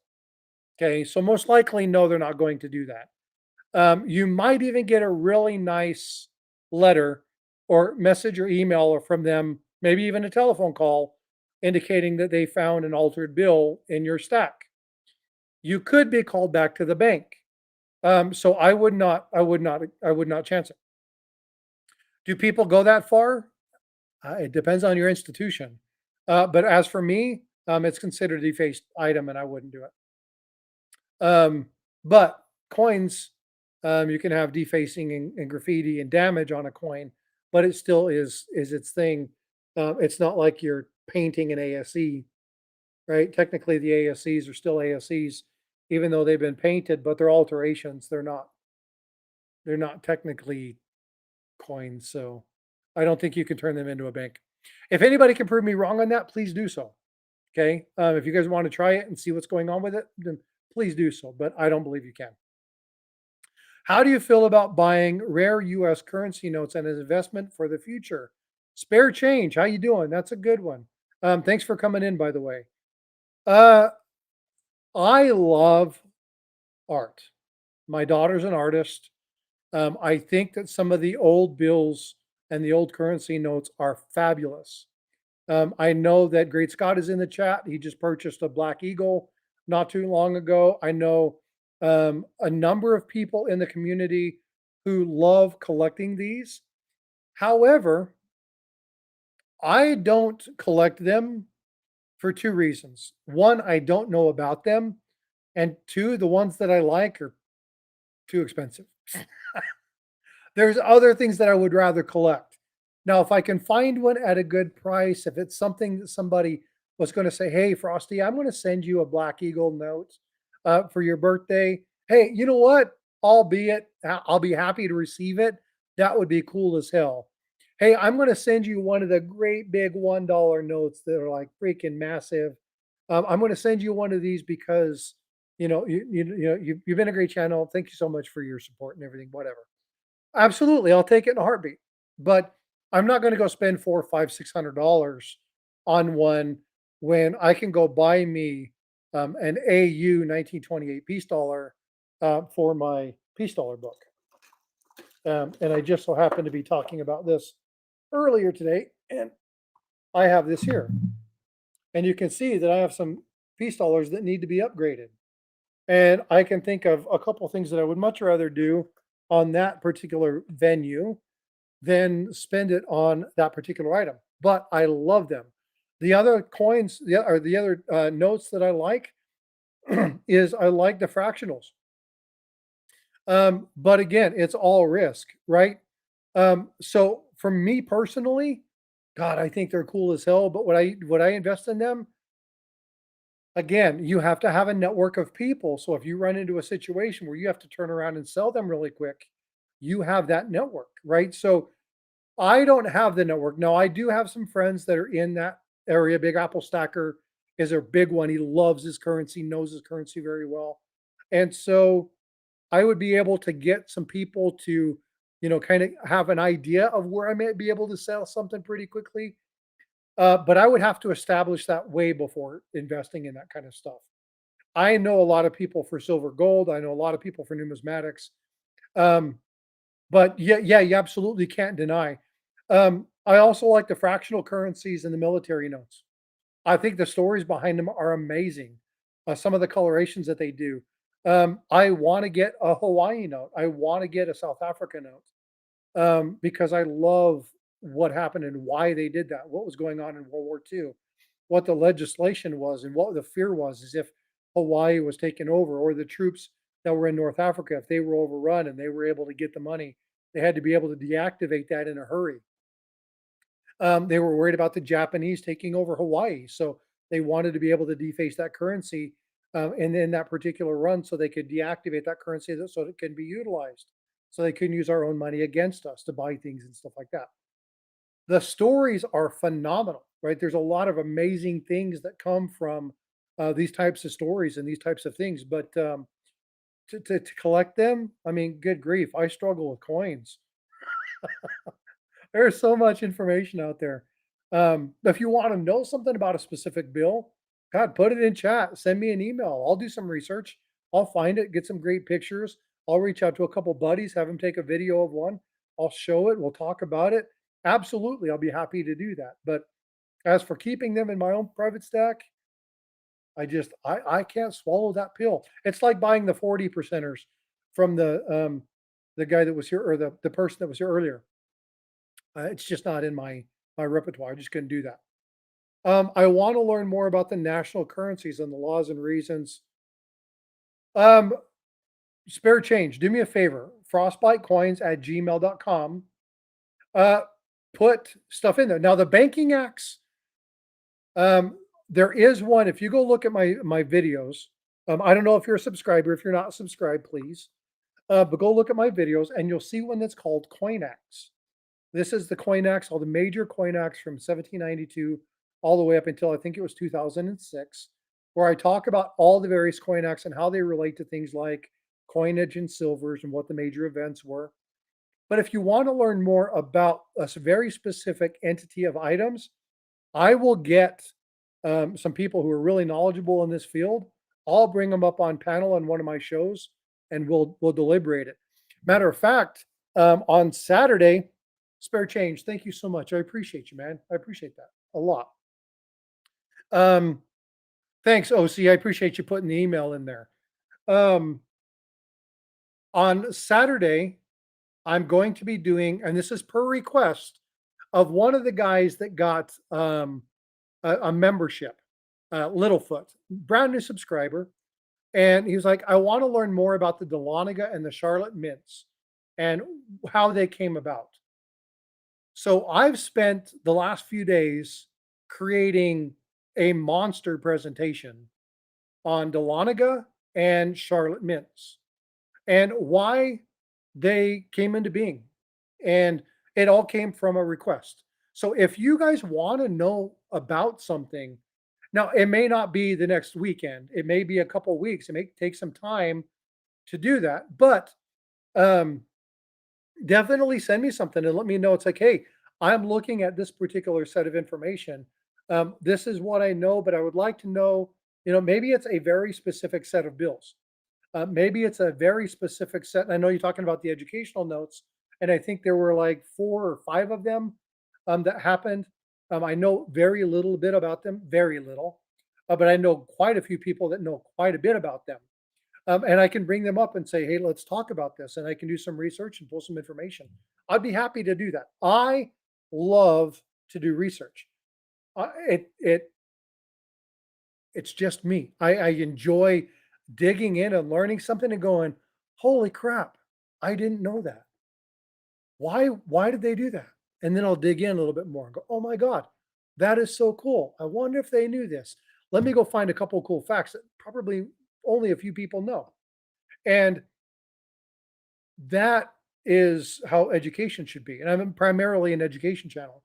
Um, but my biggest thing is to dispel myths and fallacies about counterfeits and stuff like that because I really want to protect our community. And if I see something wrong, I don't care if you don't like me for it or not, I'm going to say something because it's about protecting the community. I pissed a couple of people off recently because I did that. Not out of being malicious, but the way I did it was wrong. Um, but again, it's all about protecting community. I'm big on community. So please put that down. Send me some information. I'll write down the educational notes. Matter of fact, let me do this really fast. Give me just a second. And I want to put something in because I want to see if I have.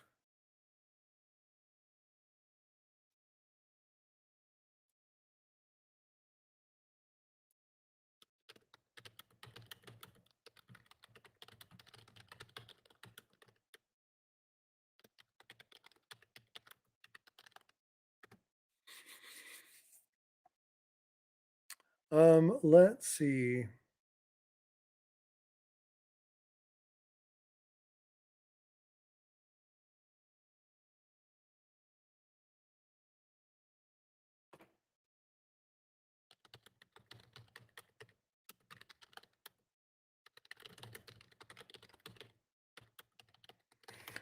So I did do this in,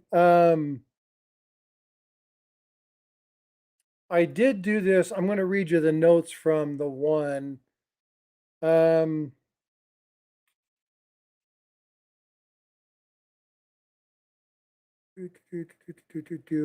$1 silver certificate, history instructing youth, personified as a woman, shown of their arm around a young boy, pointing a panoramic view of Washington, D.C. $2 silver certificate, science presenting steam and electricity to commerce and manufacturer. It's a science note, steam and electricity. The portraits are Robert Fulton and Samuel Morse. $5 silver certificate is electricity and the dominant force. And that was Ulysses S. Grant and Philip Sheridan.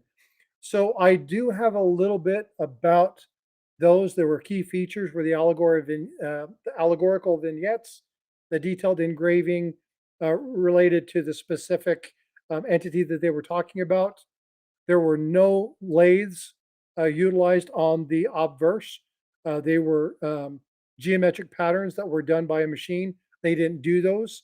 All the designs were controversial because they were concerned about counterfeiting, so they were put into place. And then the origin of the educational note unofficially earned its name from the title of the vignette on the $1 note, which is historically instructing youth.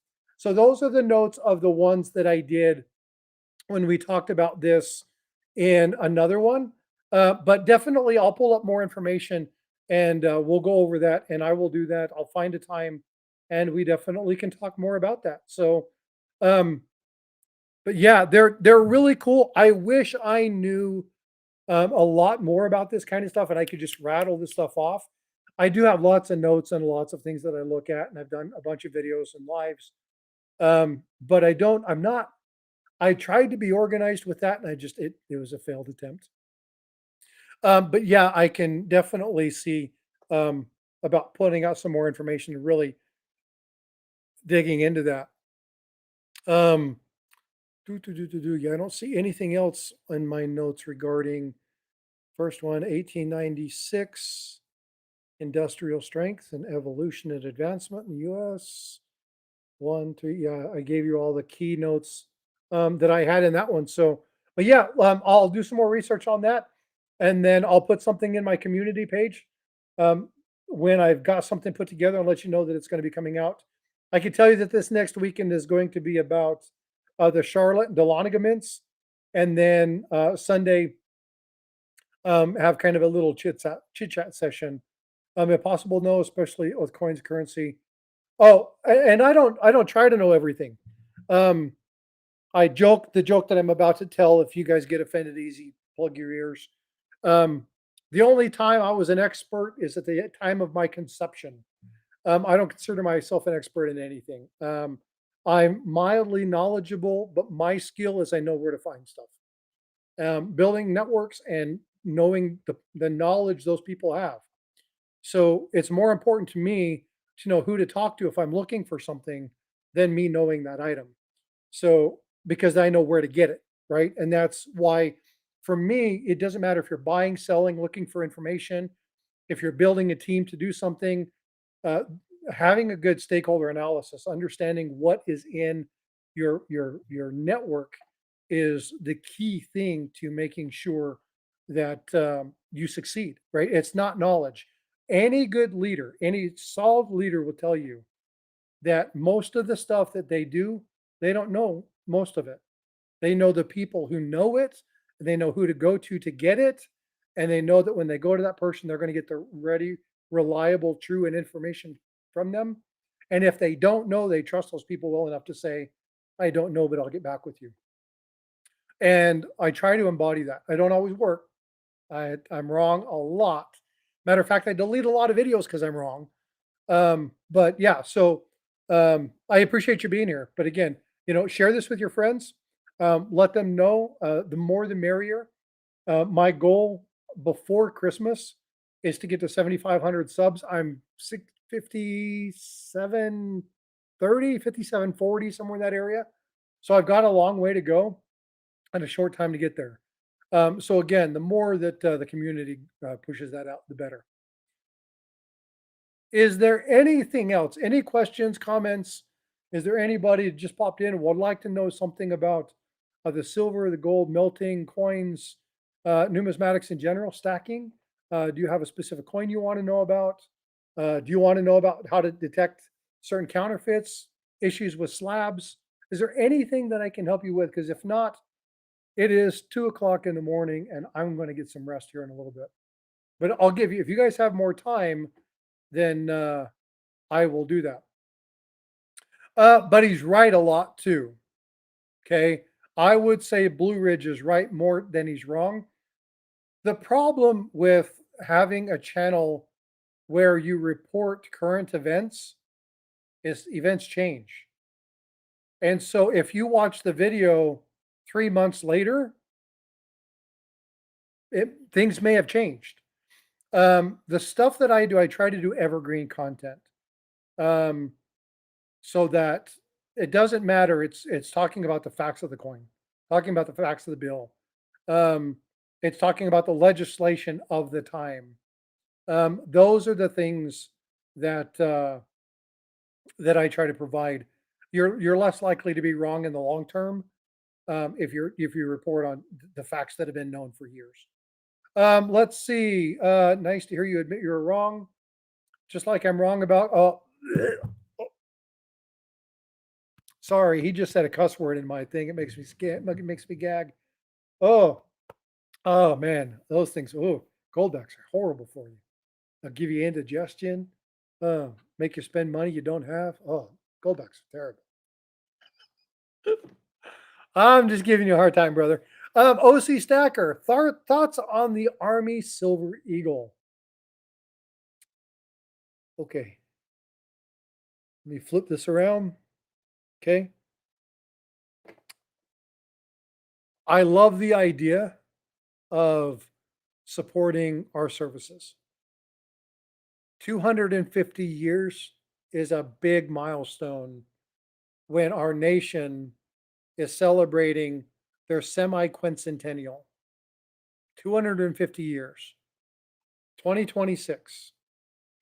The nation is going to celebrate its 250th anniversary, its birthday. To celebrate the Army, Navy, and Air Force in that regard is respectful in my book. Where you won't get me is the friggin' price. What the freak are they thinking about 3 times spot? They're insane. They're insane. Um, it's bullying for freak's sakes. I about swore. I did check myself real quick. I love the idea. Freaking awesome. Thank you for throwing those channels in there. I appreciate you. The moderator extraordinaire. I got some great mods in here today. So I appreciate your support. Um, you know where the king kept his army? In his sleevey. Oh, there's a joke for you to understand, Tiger.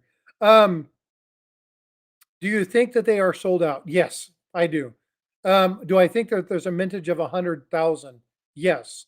I think some of them are probably sold on the bulk market to the dealers, and they probably have maybe 40,000 of them that are sold. We'll find out the total numbers afterwards. I think it could be like the silver medal privy, where they had a certain number, and then after everything was done, the number came down. It depends on how many sold on that bulk program. Um, they can tell me that they didn't do it, but I guarantee you that there's collectors out there who have it. Um, I don't know that the run will be 100,000. It could be. I think this was a test. You don't want to put out 250,000 coins and then 60 of them, 60,000 sell. They don't want to do that. So this might have been a test to see if the mintages are going to be the same. The Army is the biggest service. And so when you're looking at that, they also are the most wasteful when it comes to budget. So looking at that front, there probably was going to be a very large number of people that were buying it. Will we see the same thing with Navy and Marines? Probably. I think we'll see the exact same response. But will we see the response from Navy and Marine veterans? It's probably going to be the same people that bought the coins because they're probably wanting to buy all of them. Now, as a reminder, you will not see Coast Guard, you will not see Air Force, and you will not see Space Force because of the time frames. It won't be until oh good God, what is it? 28. Let's see. 75 was the Army, 90 was the Coast Guard. So we have another 15 years before the Coast Guard gets their 250th. The Air Force wasn't established until 47, 48 when they separated from the Army Corps of Engineers. If anybody wants to know the dates of the services, it's on my community tab. I talked about it last week. You can go check that out. It tells you the dates of when all the services were done. So you can go check that out. That's there for you. And then the Space Force was, 2000. We got 200 and 45 years before they kick off their semi-quincentennial. But you will see the three this year. I wanted to get one, but I didn't want to spend the money for it. I was teaching a course that day for work, had my phone open, my time changed two or three times. I just shut it. I was like, I don't have time to focus on what was going on there. I needed to focus on what I was teaching. And so I just didn't do that. Tomorrow, the Juneteenth coin is coming out tomorrow. Any coin minted on July 19th, actually today, it's Juneteenth today, actually. Any coin minted today is a Juneteenth coin. But you'll never know that because they don't date our coins. So, um, but it is a federal holiday. So if you're looking to bank, FYI, they may not be open tomorrow. Just FYI. Um, Freaking awesome's channel. Hey, great Scott. Thank you so much for throwing his channel up there. He's been throwing everybody else's. I appreciate you doing that. Thanks, brother. Well, hey, folks, you know what? I've been here a little over 2 hours. There's been a lot of great conversation. I think I'm going to try and do this a little bit more. One of the things, and I want to relay this, Tiger's still in chat, because he's been working so hard and he's got a new schedule. They are, thanks, OC. Yeah, banks are going to be closed. It's a federal holiday. Make sure that you're aware. I just lost track of myself. Banks are closed.